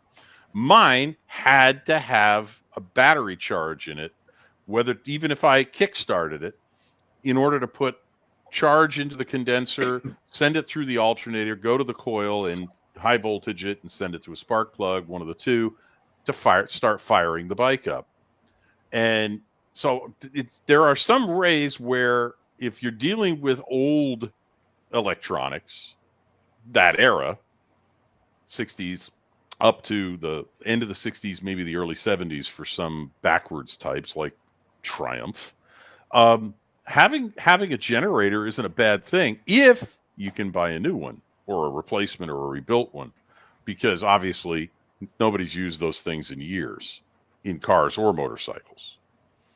So right. They've become that part of your classic car or classic bike that you dread being told is no longer working.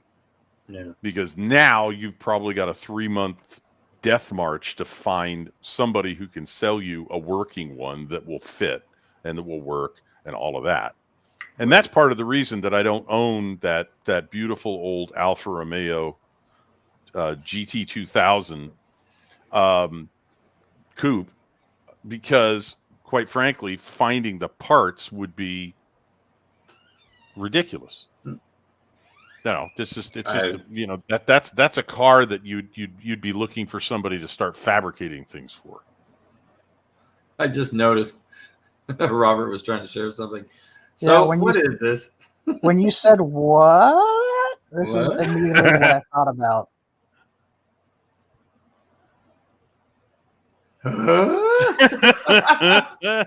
The overreaction. Oh, yeah. No. What? Talk about chewing the scenery. Oh my God. Yeah, I will say this. Cars are a bit different because a lot of those engines, it was a 352, by the way, is what he had, which was one of the predecessors to the 390. Because the architecture between, early FEs and then second gen FEs, which were 390, 427, the big blocks, Fords, all the architecture is pretty much the same. So getting a swapped from a generator into an alternator is quite easy, actually. It's not so much the parts for the engine, it's adjusting the wiring because a lot of the early generator wiring isn't enough to handle what an alternator will put out. And you'll start fires in your car, which is really bad. So you end up, when you do a swap like that, you have to legitimately rewire the whole flipping car.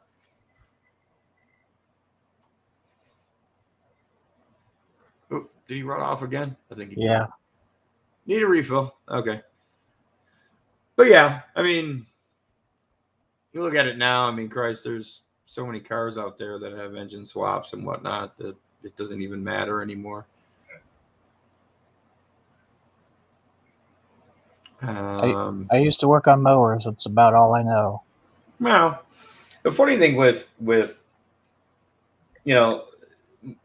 lawnmower engines and stuff like that is the technology and the engineering behind it aren't that much different. I mean, you can go easily from a lawnmower engine into a 2-stroke dirt bike, and everything about the two of them is pretty similar, other than physical size and whatnot. The biggest difference between 2-stroke bikes and then standard 4-stroke engines of any kind is how it produces its power, and the concept of a 2-stroke versus a 4-stroke. 4 strokes, it has 4 different movements in the piston, and each movement is a different aspect of one cycle. So the first is intake valve opens and the piston comes down and pulls air into the cylinder. Then as the piston starts to come back up, the intake valve closes, so both valves are closed, and it compresses that air, and you have an injection of fuel when it takes the air in, so that it's a mixture of fuel and oxygen. So as it compresses, it becomes very combustible. Spark plug fires. That's your power stroke. Piston goes back down. And then as it comes back up again, the exhaust valve opens and it pushes all the spent fuel, air, and whatnot out.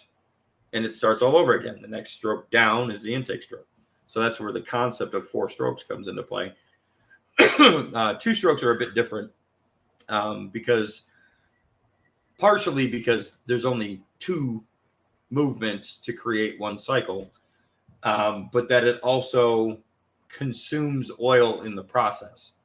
So with 2-stroke bikes and like even lawnmowers, you have to kind of be mindful of the oil that it has in it, because it will consume that as it runs.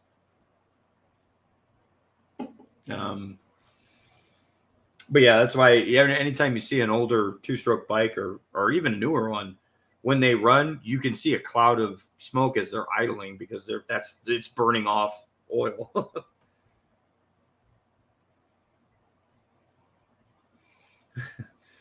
Oh, interesting. Glinzer. He's like, is it possible for a man to reassemble a motorcycle, a blind man to reassemble a motorcycle? Technically, yes. I mean, if he has a knowledge of the parts by touch, he could. I wouldn't suggest it, but it's plausible.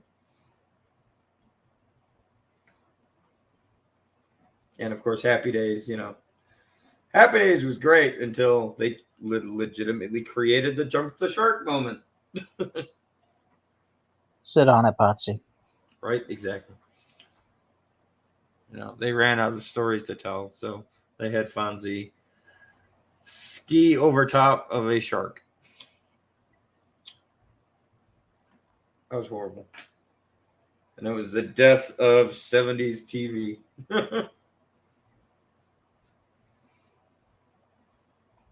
But anyway. Yeah. other than that. So why did you take off the muffler to your truck? It wasn't a muffler. It was a catalytic converter.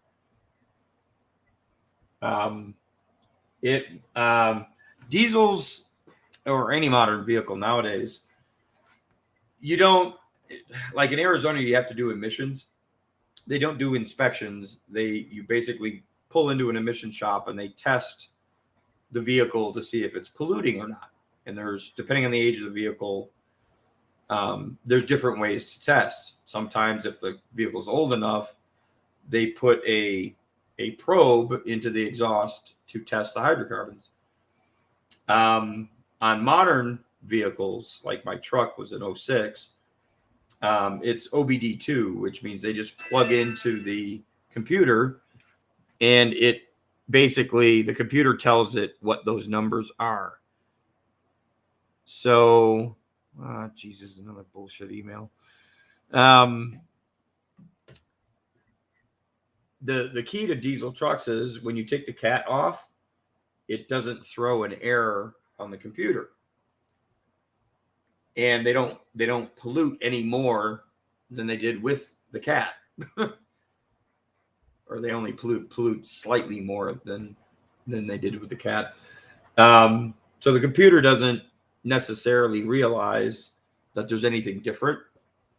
But the gain beyond that, when you do remove it, is a freer flowing exhaust and more power. So a lot of diesel guys will pull them off out here. Just to gain, 40 extra horsepower and like 85 foot-pounds of torque.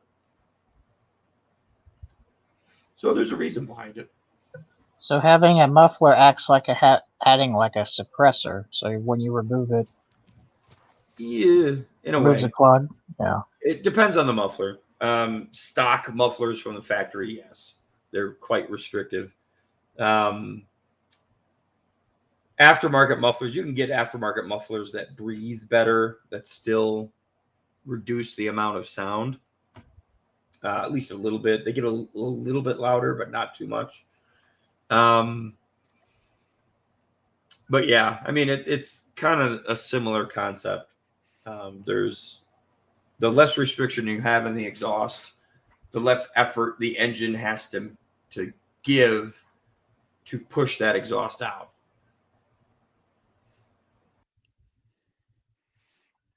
Oh, and he pushed the big red button.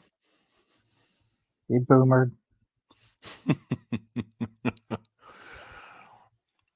Yeah, generally speaking, the more the exhaust is a straight path from the exhaust valves to exit point, the better most engines perform. Yeah. I've read a couple of things where people talked about back pressure and problems with too free flowing an exhaust. I don't understand the technical details. But as a general rule, sort of most of the time, if not all the time for certain engines, yeah, getting rid of impediments in the exhaust flow makes the engine more efficient, more effective. Yeah. Just it just after a certain point, it really pisses off your neighbors. Yeah, depending on the exhaust. I will say this: there is, when it comes to engines and how they perform, and the dispelling rumors and theories and either proving them or disproving them, whatever. There's a series that's done by the guys who do Roadkill, and I think it's on YouTube, or at least the older episodes are on YouTube. It's called Engine Masters, and it's effectively they take a bunch of different types of engines and they run them through a dyno shop, and they do different things. Like, does the size of your air cleaner make a difference in power? Or does, the expensive free flowing air cleaner make a difference? Or, exhaust length, mufflers, all kinds of stuff. And it's actually a really good series, because a lot of those, an engine likes back pressure myths, they disprove by saying, as long as there's something there, that it's just not shooting exhaust straight out the block.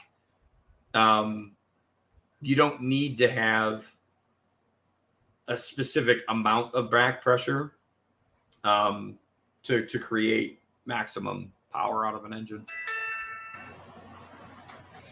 All right, my phone's just going off. What's going on here? More bullshit emails. I do remember one letter to Road and Track back when I was subscribing to it that said, "Dear Road and Track, I've just got a windfall. I now have X $1,000 to spend on making my car faster. Where should I spend it?" And the editors replied back, "You're probably not going to like the answer, but the first thing you should spend money on is a driving school." Yeah. Yeah. The first thing you should spend money on is a driving school.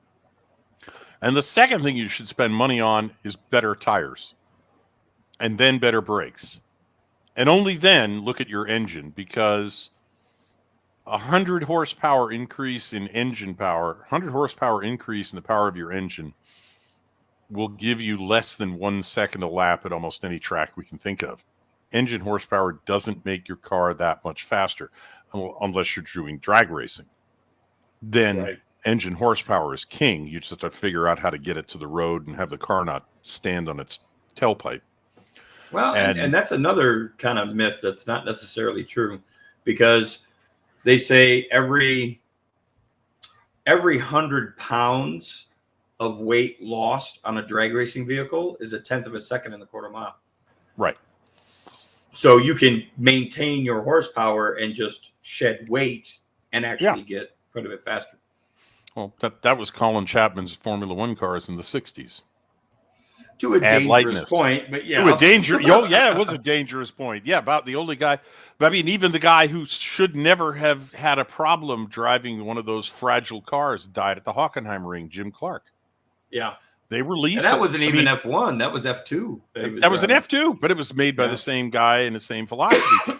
And the thing that blows my mind about Chapman in those days, and if you want to know just how fragile his cars were, he actually said once in an interview that if my car goes 6 inches past the end of the race at the finish line and doesn't fall completely apart, I overbuilt it, and I'm going to lighten it for the next race. And I'm like, oh my God. That looks like one of those solar racers with the bicycle tires on it. That would be the car that makes it across the finish line and all 4 wheels fall off. Yeah. And it's made of tin foil. But that was his philosophy. And yeah, a lot of guys died in the 60s trying to figure out how to finish a Formula One race in a Lotus. Yeah. When they did finish, they did well. Mm-hmm. If they did finish. If they finished, but yeah, to finish first, you must finish. And in a Lotus, that was almost as much of a challenge as beating the best drivers. Right. Yeah, had to survive your damn car. But yeah, that was an era when safety was a 4-letter word because it cost money. Yeah. And nobody wanted to worry about it, or let me put it another way: nobody wanted to spend any damn money on it. Mm-hmm. And it took the drivers creating their own union, and I think the first guy to lead it was Jackie Stewart. And they went to the racetracks and says, if you don't make this safer, we're not going to. Just none of us are going to run here. And the first track they were successful at doing that with was the Nuremberg, the Nordschleife at the Nürburgring. Yeah. And they said, if you don't put in curbs and Armco, if we're going to be doing 180 miles an hour and flying in the air in 3 different places, and the only thing between us and the trees is grass, we're not going to run here. And air, right? He said we're not going to run here, and they actually didn't one year. They actually boycotted the German Grand Prix. Every single driver said no way, and the Nürburgring saw the writing on the wall. They said, I guess we're going to have to make safety improvements, otherwise we're never going to have a Formula One race here again. If they managed it once, they can do it again. And That was the beginning. That the early 70s was where it started. Yeah. And it's gotten a whole lot better. I mean, it has gotten a whole lot better. I mean, Ayrton Senna's accident was a freak. Yeah. And then they changed. That's why they got that weird thing that sits over the top of the cockpit and with a spine going right down in front of the driver's eyes so that he can't see what's immediately in front of him. Yeah. That's to prevent another Ayrton Senna accident. Keep one of the front tires from smashing into the driver's head. Yeah. I mean, there were other accidents that kind of drove that too, because that was a more recent introduction.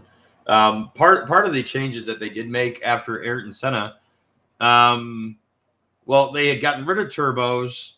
They had ruled out any ground effect type undercarriage. That was the first big one. They completely ruled out any kind of suction effect that the bottom of these cars were using or utilizing. Part of his accident was when under full load, those aero features of those cars could only work if there was, a small amount of space between the car and the ground.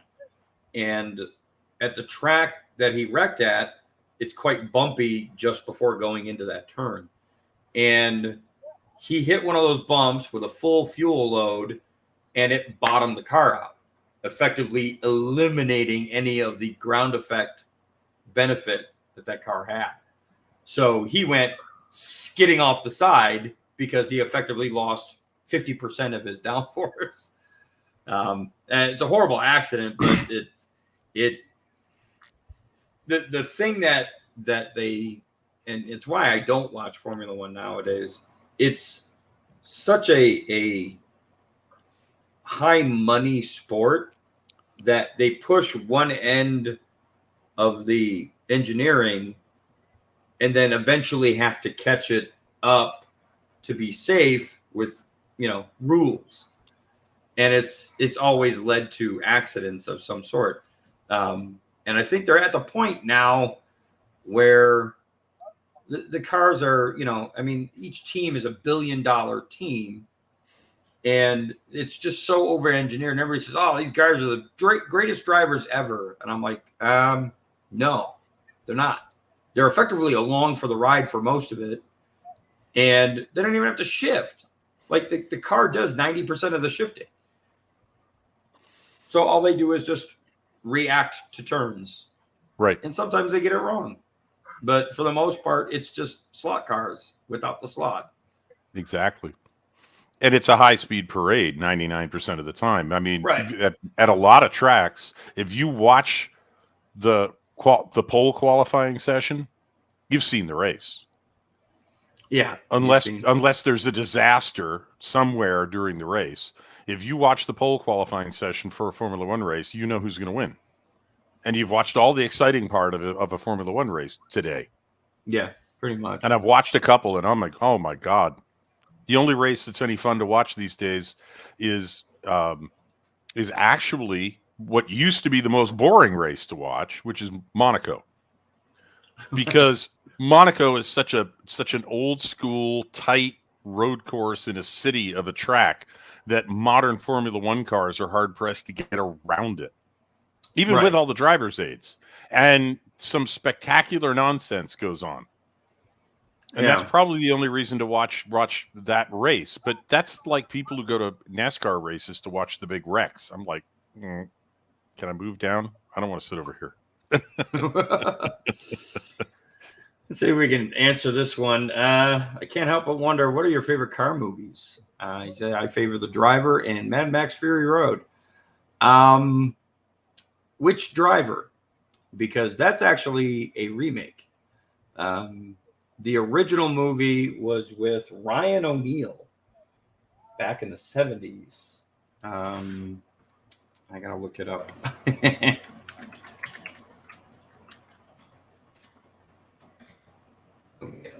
Yeah, it's called The Driver. 1978 was the original. The one with Gosling was a remake. But I have seen the original. Actually, I've seen both. I prefer the original because the main character isn't so stoic like Ryan Gosling's version. Outside of that, I don't know, I have some standards and some off the beaten path type movies. Definitely Le Mans with Steve McQueen. Steve McQueen. That is an absolute. Like if you're into cars and you want to watch a movie that's about cars, that does great. The cinematography in that movie is outstanding for the era that it was made in. Even to today's standards, it's still outstanding because there's zero CGI. It is all on track at Le Mans, not mimicked at some other track.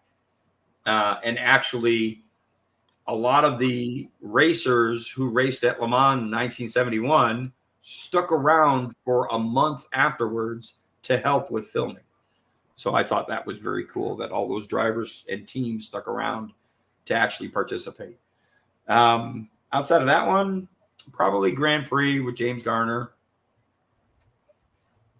That one's a bit, another one, really good cinematography, but a little bit scatterbrained in some ways compared to new movies because of that. I think we talked about this, the split screen and multiple shots, and it gets a little hair raising at times. But other than that, the driving scenes are actually really good. And James Garner is actually behind the wheel of one of these cars, which is kind of cool.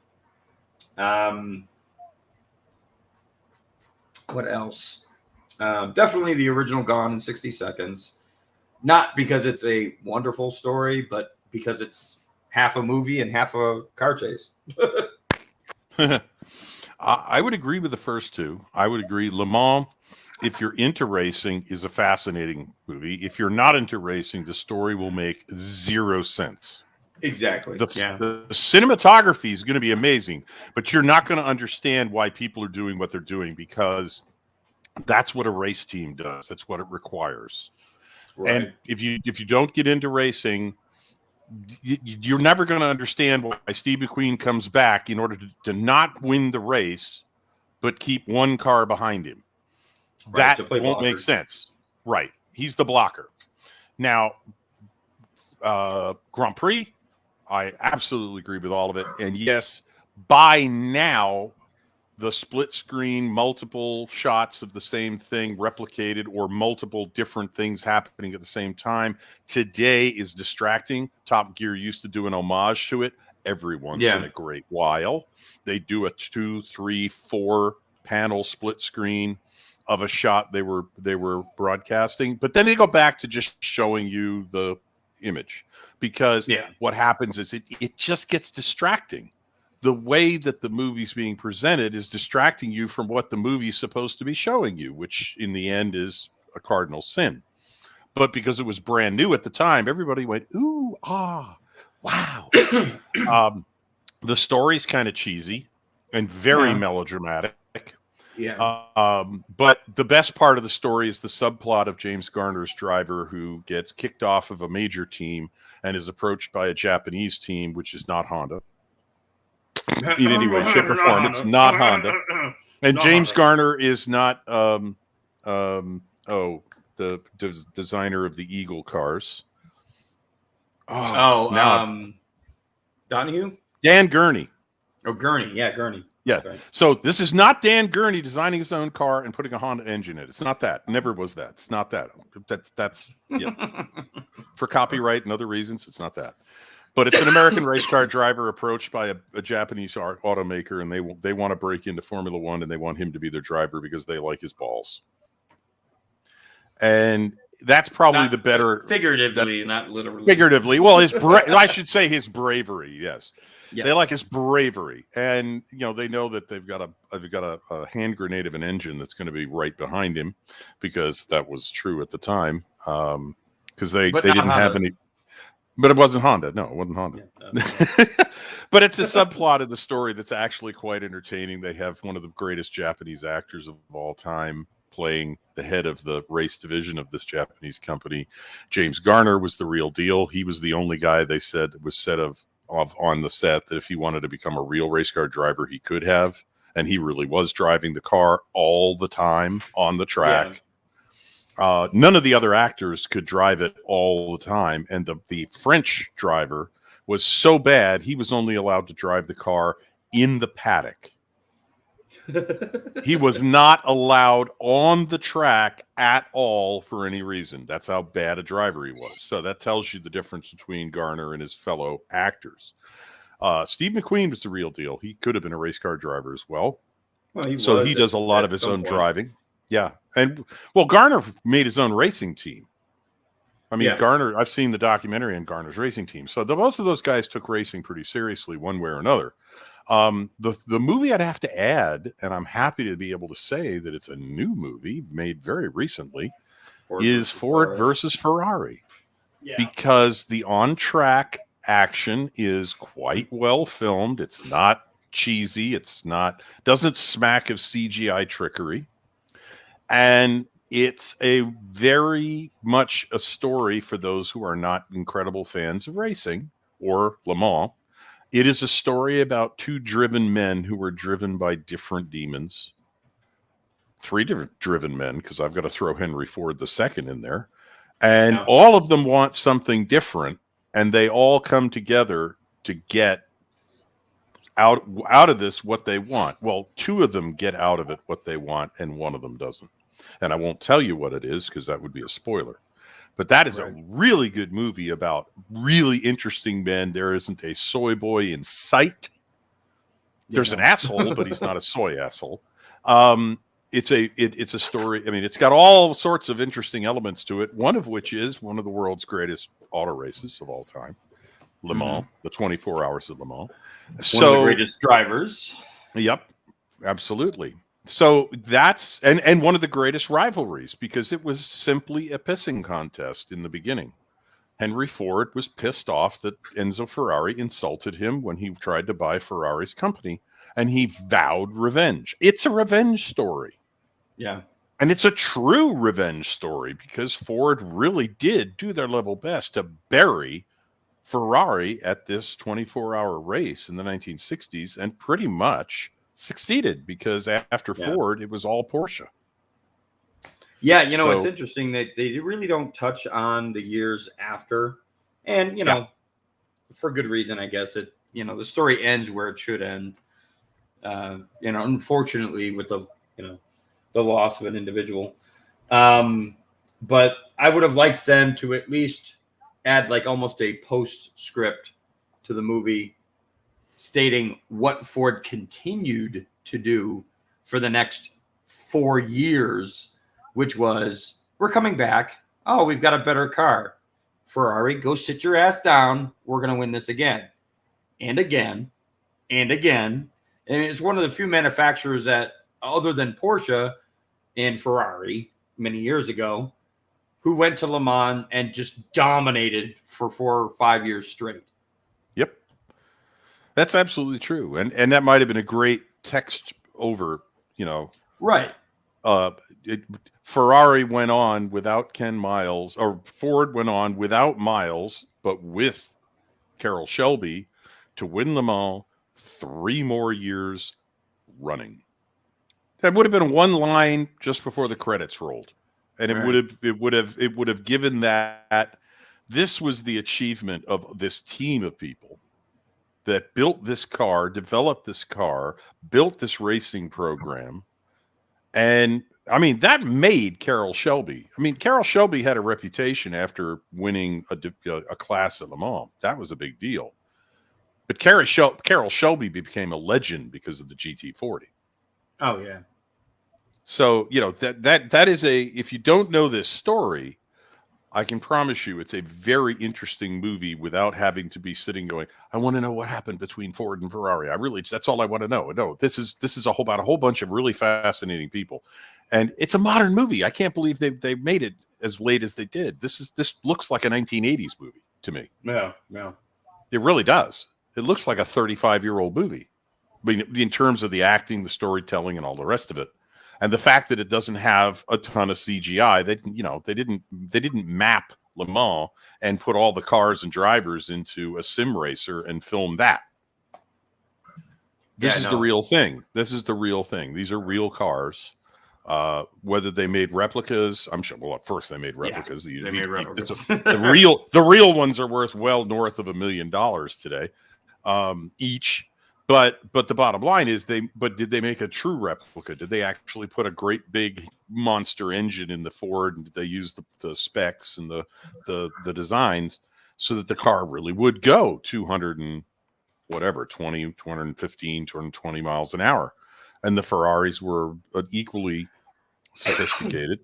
But yeah, it's a very good exploration of a challenge accepted. Yeah. And they explain it really well. Hold my beer. Yeah, exactly. Hold my beer and watch this. So yeah, that of the three movies or the two that you mentioned and the one I added and the one you agree with, if you've never been into auto racing, the first movie to watch is Ford v Ferrari. And if that doesn't make you interested in watching another great movie about auto racing, you're probably just never going to be interested in auto racing. Stop there. Right.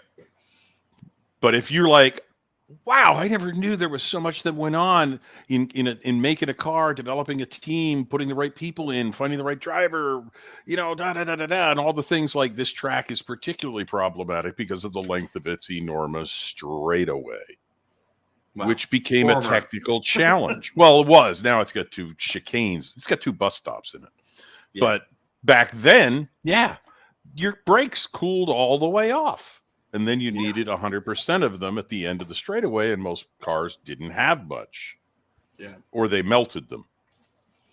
So, it's got all the elements. It's got a lot of elements. It'll show you a whole lot of things besides push the right pedal to the floor and don't touch the middle pedal and steer with the round thing in front of you. That's how you go fast.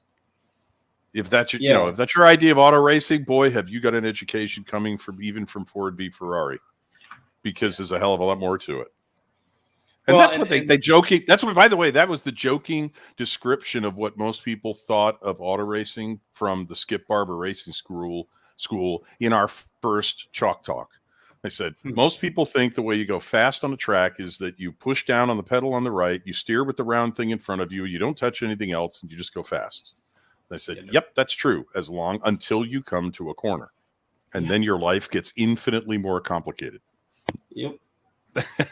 I was actually surprised that they included this car is shit moment when Ken Miles first drives the Ford built GT40, the original prototype, and it's the moment where he gets out, he's like, this car is fucking shit.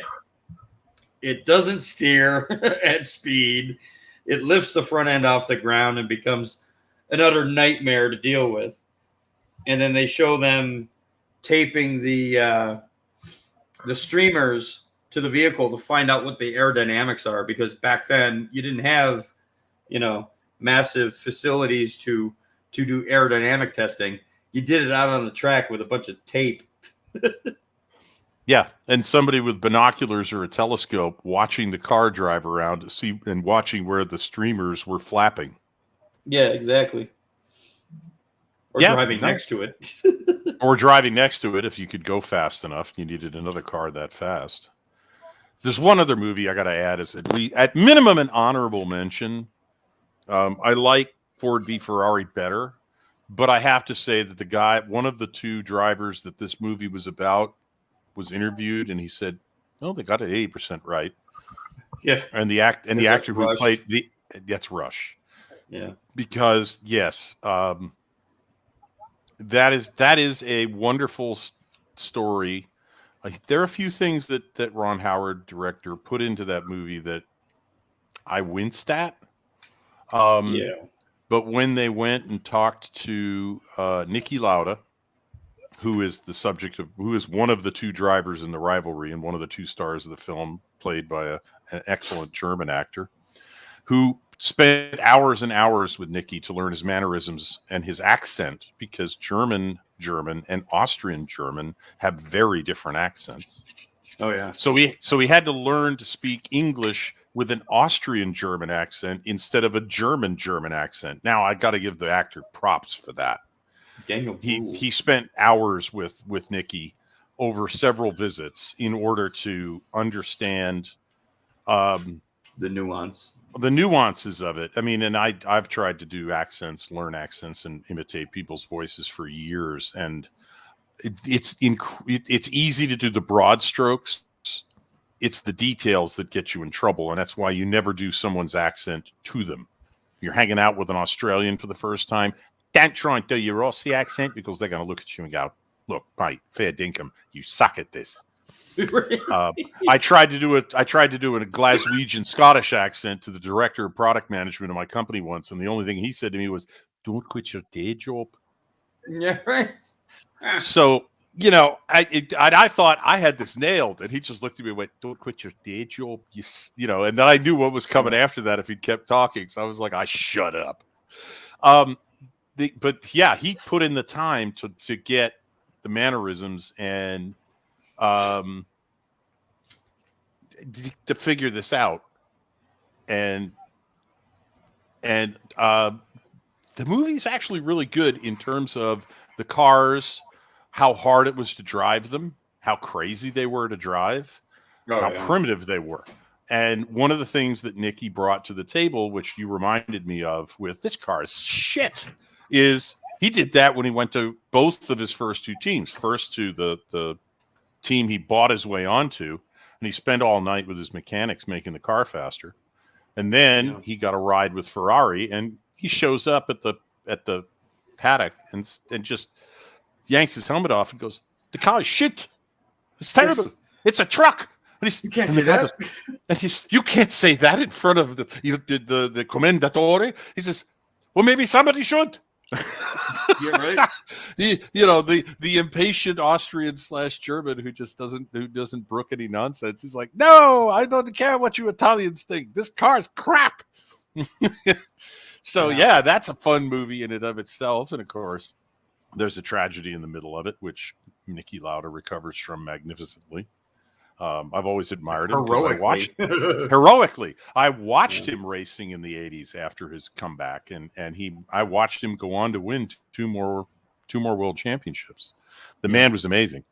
So that is a movie that absolutely deserves, at minimum, honorable mention in car movies.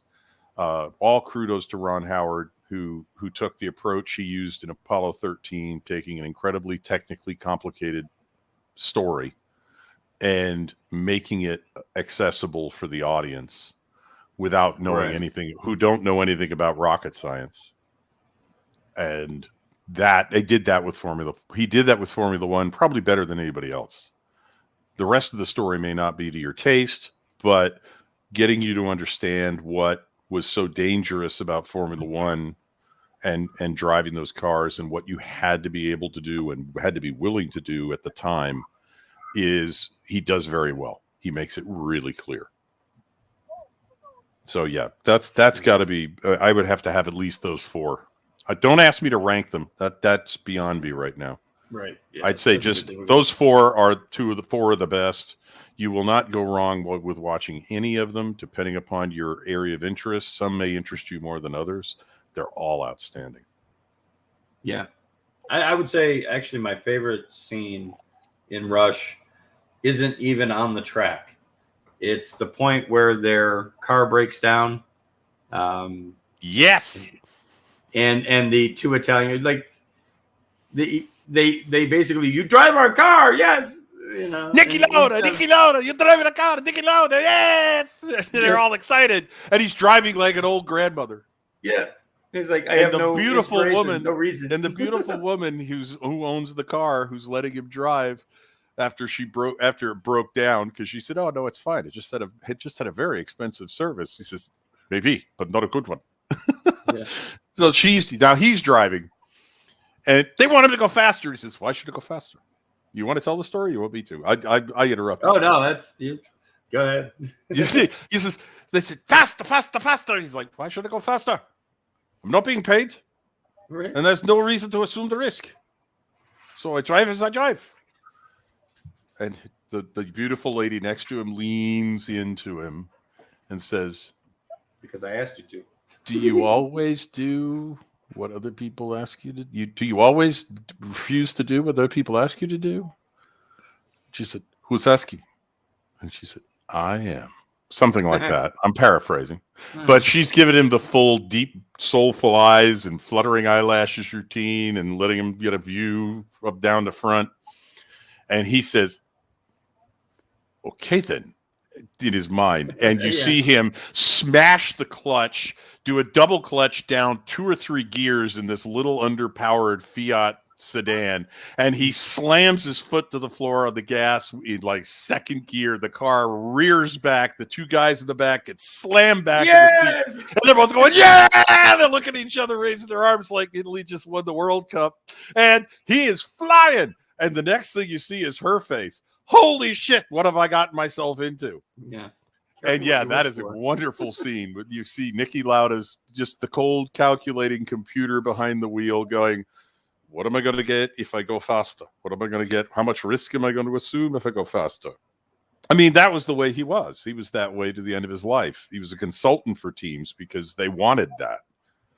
They wanted the what are we going to what bad could happen if we try and go this, we shave this or do this, because that was what he was an expert at, had been for decades. And that was him literally behind the wheel of an underpowered Fiat sedan going about 80 miles an hour on an Italian backcountry roads. And he misses just getting sideswiped by a big truck by about 6 inches.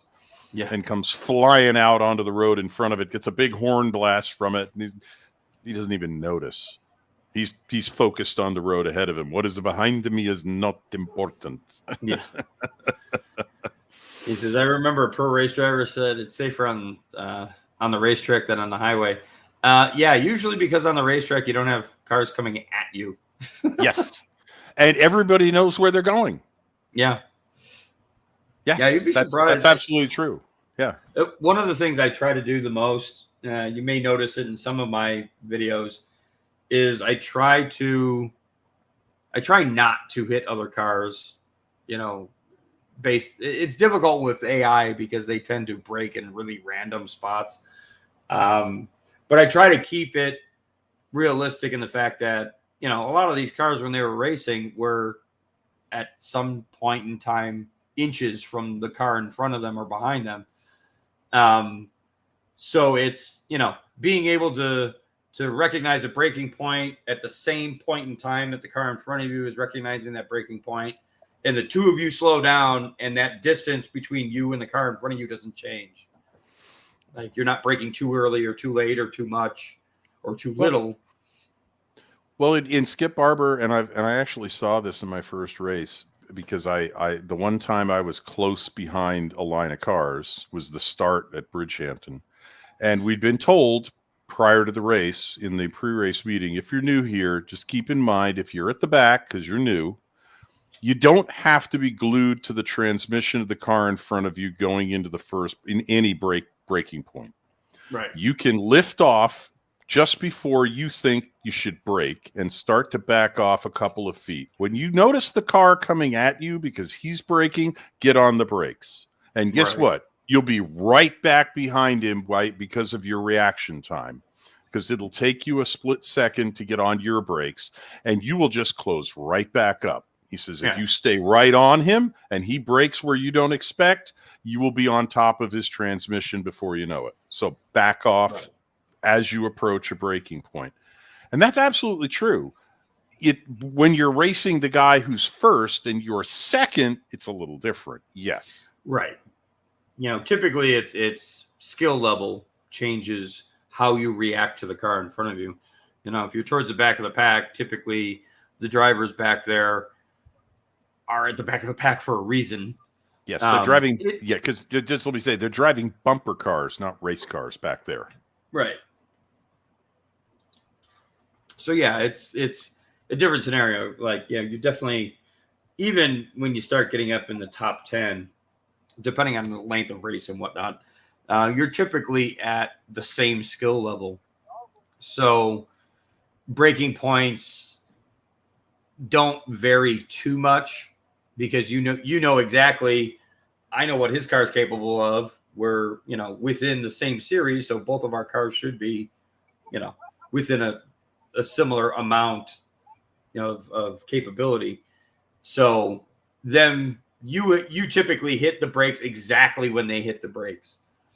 But again, if you're at the back, then individuals who are lap traffic or moving pylons will brake much earlier, so you have to be aware of it.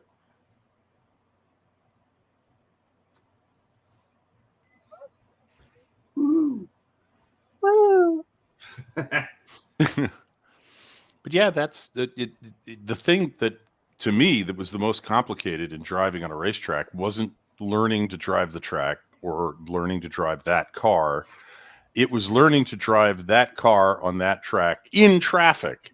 Right. And when you're driving a race car, especially after you start to, if you're good enough to start lapping traffic, I once compared it to a friend saying, "You're familiar with the Southeast Expressway into Boston, right?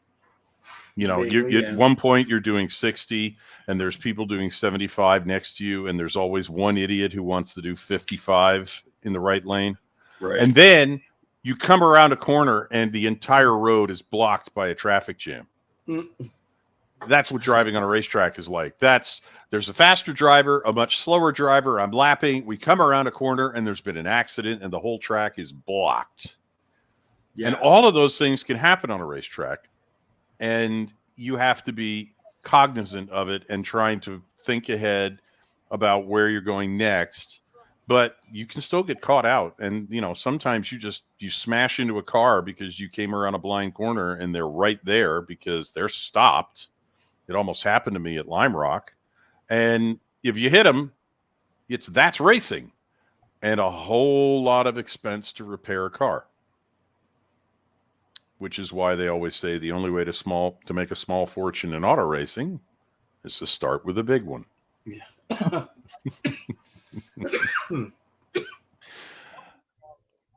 But yeah, it doesn't matter.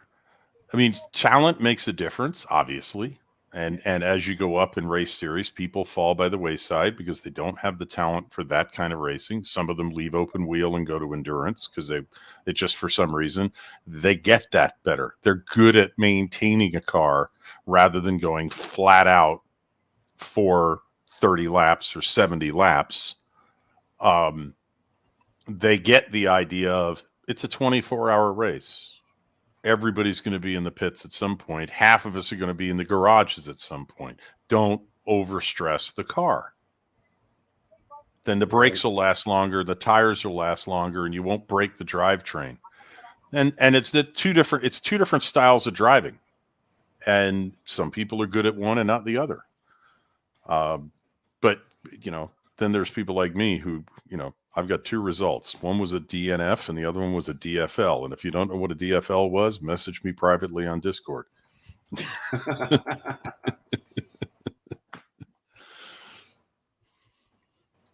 Yeah, I didn't quite catch this. I just checked Twitter and I guess Breakdown has been messaging the shit out of me and I didn't even know. Nothing horrible. I think he's on the bus by now. So I seen him responding to things, so he must have a charger nearby.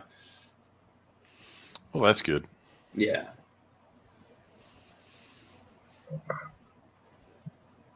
And to Dildo's disappointment, he's not dead yet. Well, but that is Dildo. That's our Dildo. Well, our? Ooh. Oh. Shared dildos? Mm. Well, yeah, that dildo gets around. Wonder if he's seen the inside of a washing machine yet. I hope he wears a condom. Oh, God. I have no idea. Usually they don't. That racing needs to be more diverse. Oh, Jesus. Who told you that? You know what it is? You know why it's not so diverse? I mean, there are certain economic situations that prevent that from happening because racing is a rich person's sport. But there, for saying that, there have been individuals that have existed. Oh, fuck ESPN. They showed of all fucking channels, ESPN shouldn't talk about shit. They showed a fucking fake high school team get their asses beat and aired it on TV. Like, ugh. Fucking ESPN. But anyway, there is actually a documentary about a driver from the 80s and 90s, actually 70s through 90s, Willie T. Ribbs. Willie T. Did a lot of driving. He wanted to do Indianapolis open wheel, but had a hard time getting a ride. So he ended up doing a lot of like prototype and IMSA GT series races. And he was a mainstay in the Trans Am series for years and quite successful. But it takes a certain type of person. You have to be hyper focused, hyper just driven to get to the point where you can be successful in racing. Doesn't matter what color you are. I've seen a lot of lazy white people that can't drive fucking cars to save their lives. On track, especially. They don't last, no matter what color they are. If you're not in it to the end, you're not in it at all. Yeah, the second place is the first loser. Well, but even then, I mean, you could make a career of, especially in NASCAR, Christ. I know. A career of being 10th place all the damn time because you're at least sort of in the hunt and your sponsors won't walk away from you. Right, but that's the business. That's the Right. business of it, okay? If you're talking about the racing driver's motivation, nobody that I've ever met climbs into a race car and drives onto a track intending to finish anywhere but first. Exactly. And the minute they decide, I can't do that, there's no way. And I've been there. I walked away from Formula Fords because I realized there was no way I was ever going to be first. I've done well in other types of racing, but not that one. So Right. I walked away before I hurt somebody or myself, trashed a car, went broke, and said, I don't think that any amount of effort, focus, concentration on my part is ever going to make me competitive in this kind of racing. And I left. But there are people who don't do that. And there's YouTube videos of people whose Russian oligarch dad bought them a seat on a Formula One team, and they're a menace to everyone around them on the track. Oh, that's happened. That's Quite often. I just saw a recent video of just such a person. I do find it interesting. He brings up the NHL. Like, NBA doesn't need more white dudes. Well, I mean, that's a DNA thing. Right. If there were more 7 foot tall white dudes, you'd see more white dudes in the NBA, period.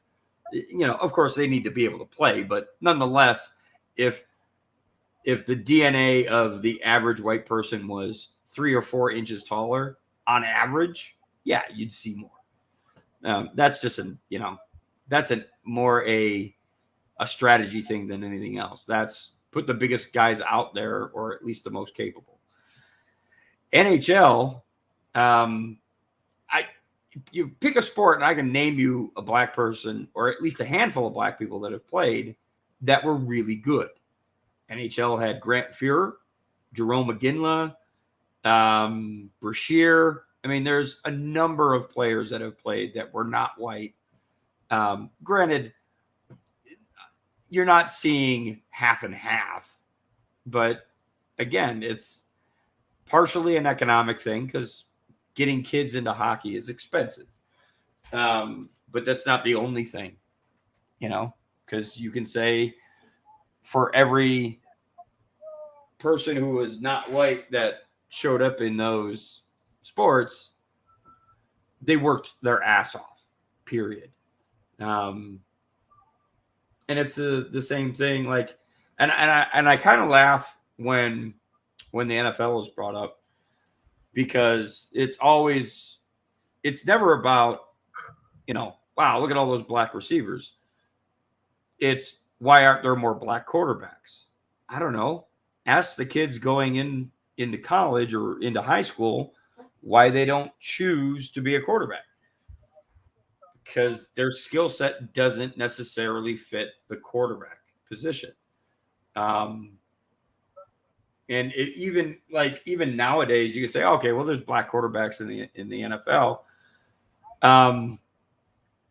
But if you look at the ones that are truly successful, that have Super Bowl rings, how many are there? You've got a mixed race individual in Patrick Mahomes. He's not straight black. He's mixed. Prior to him, Doug Williams, and that was years ago. And he benefited from a monster defense and support players around him that could play. Not to take anything away from his playing ability, but he was never considered the best quarterback in the league at any point in time. He was enough, and that's all that needed to be, or he needed to be. Everybody wants to throw up, you know, what is it? Baltimore's quarterback. Until any individual wins a Super Bowl, you're good. Win the Super Bowl. Then we'll talk about how good you are. Because if you can't fucking get there, who cares? You had a great career, but you have no rings. Sorry, I'm going on a rant here. No, you could say that about a lot of things. I mean, yeah, you could say, how good a race car driver were you? As you said, you know, you could be a NASCAR driver for a team that can consistently be in the top 10 or the top 20. And if that brings the sponsors back every year, you have a career. You may never be a superstar. You may never be rich, but you got a career. Yeah, you'd be definitely well off. You're definitely well off. Yes. But I mean, you want a reputation as one of the greats. Well, yeah, you got to win some races, maybe a championship or 2 or 3.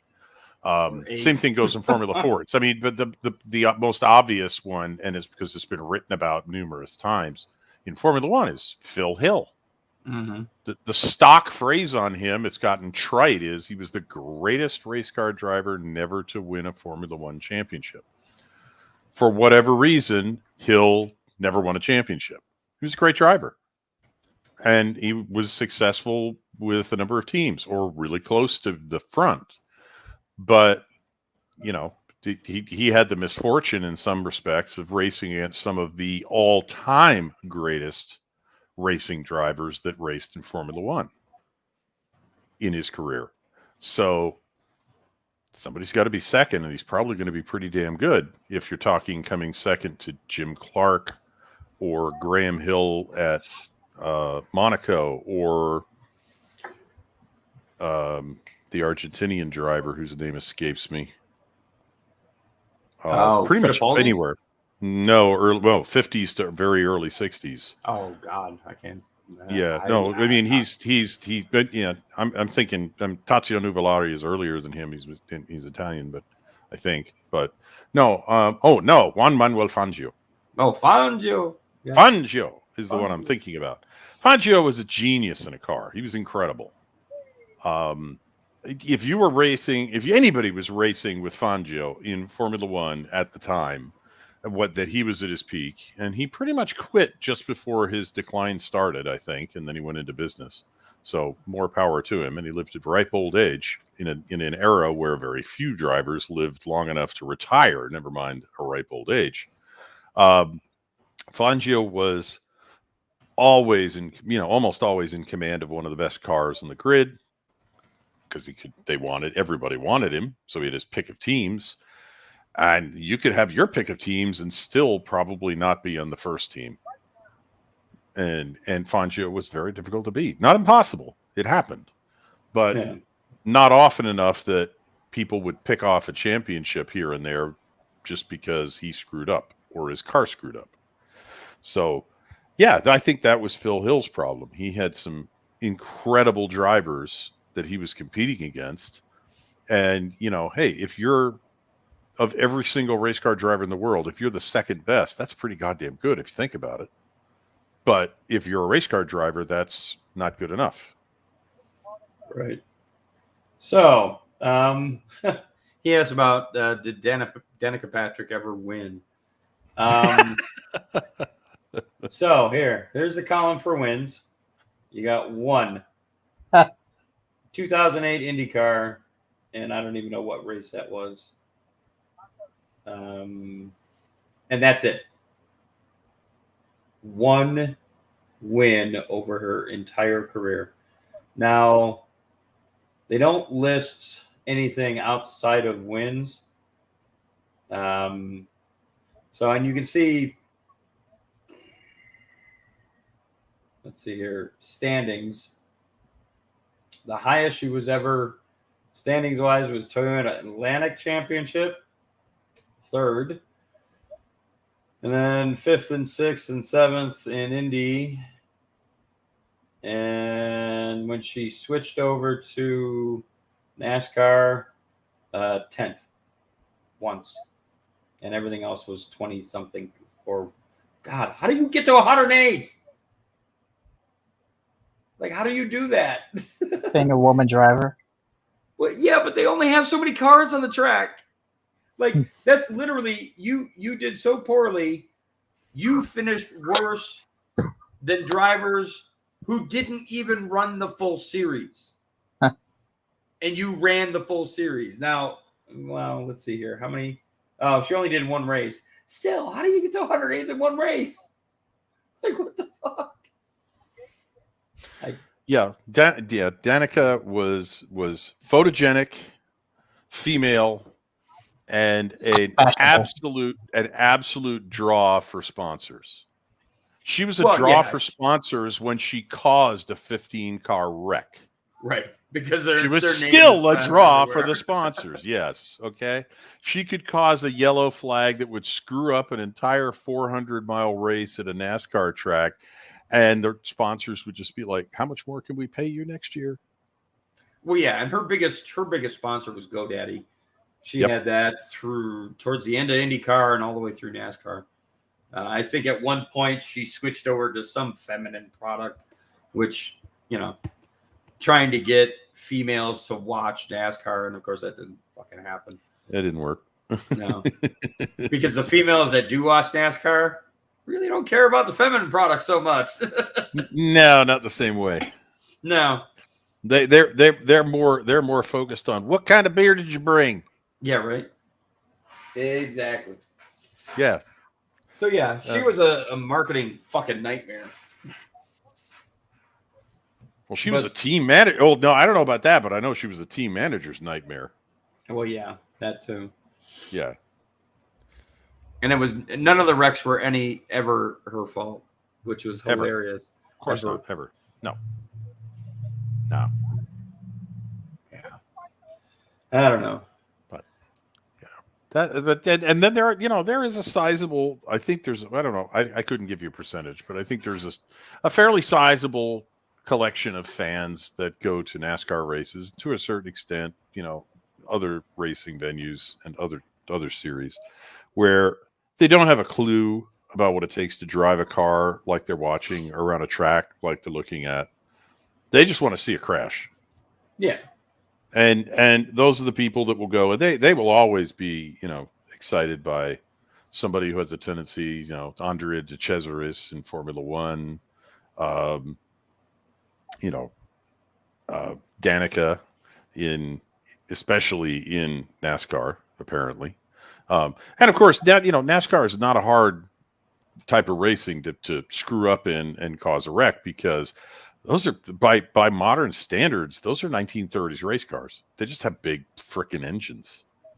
Right. They don't have any telemetry. They don't even have a gas gauge. If you haven't done your due diligence to figure out how long it takes you to empty your fuel bladder in that car at that track, you have no idea when to pit for a refill on fuel. So the communication has to be constant between team manager or representative in the pits who talks to the team manager. You know, when the team usually has two cars, somebody's talking to the driver over radio, and the driver is not. I mean, because the driver doesn't have anything. They have an impression of how the car is working or not working. But the team is trying to figure out. The team manager is trying to figure out, when do I bring him in? When do I bring her in? Him in? Whatever. You know, for fuel, for tires, and so on, because the driver's too busy to do that and has no aids whatsoever to tell him what's going on. Right. So and the crew and the manager only have past experience to tell them what should be going on.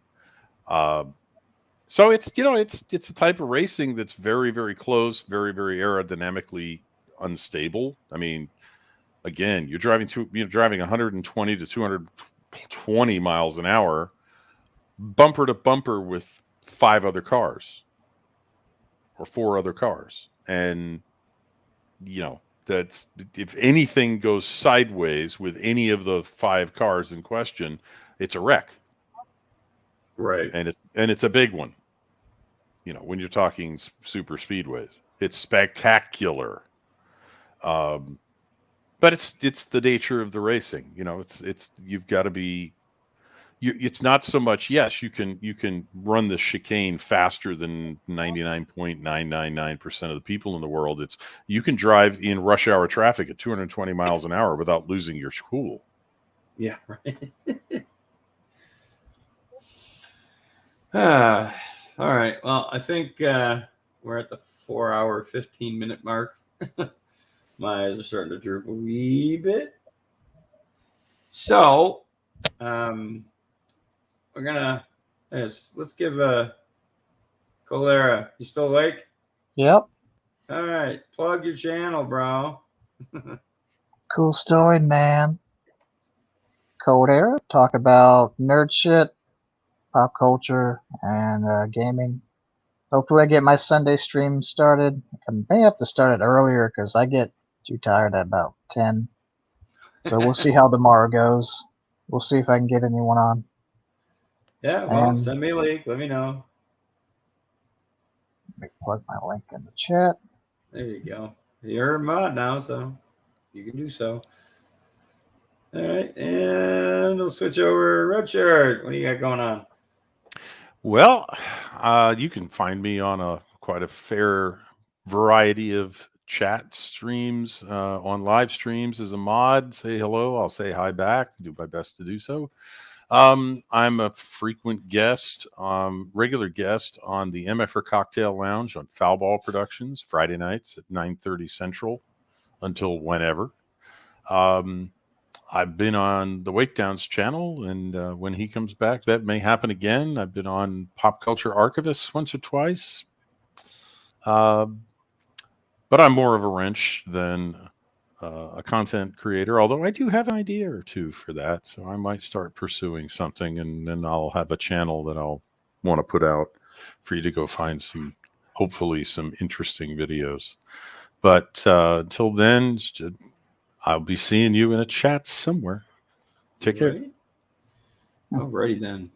And of course, you're here watching my channel, New Bump Turk. I normally do videos of racing and racing games. I did live stream earlier today with something non-racing, which may become a thing at some point. That was Ghost Recon Wildlands. And I played it poorly, as you would expect. Died a few times because, you know, that happens. Curse like a sailor.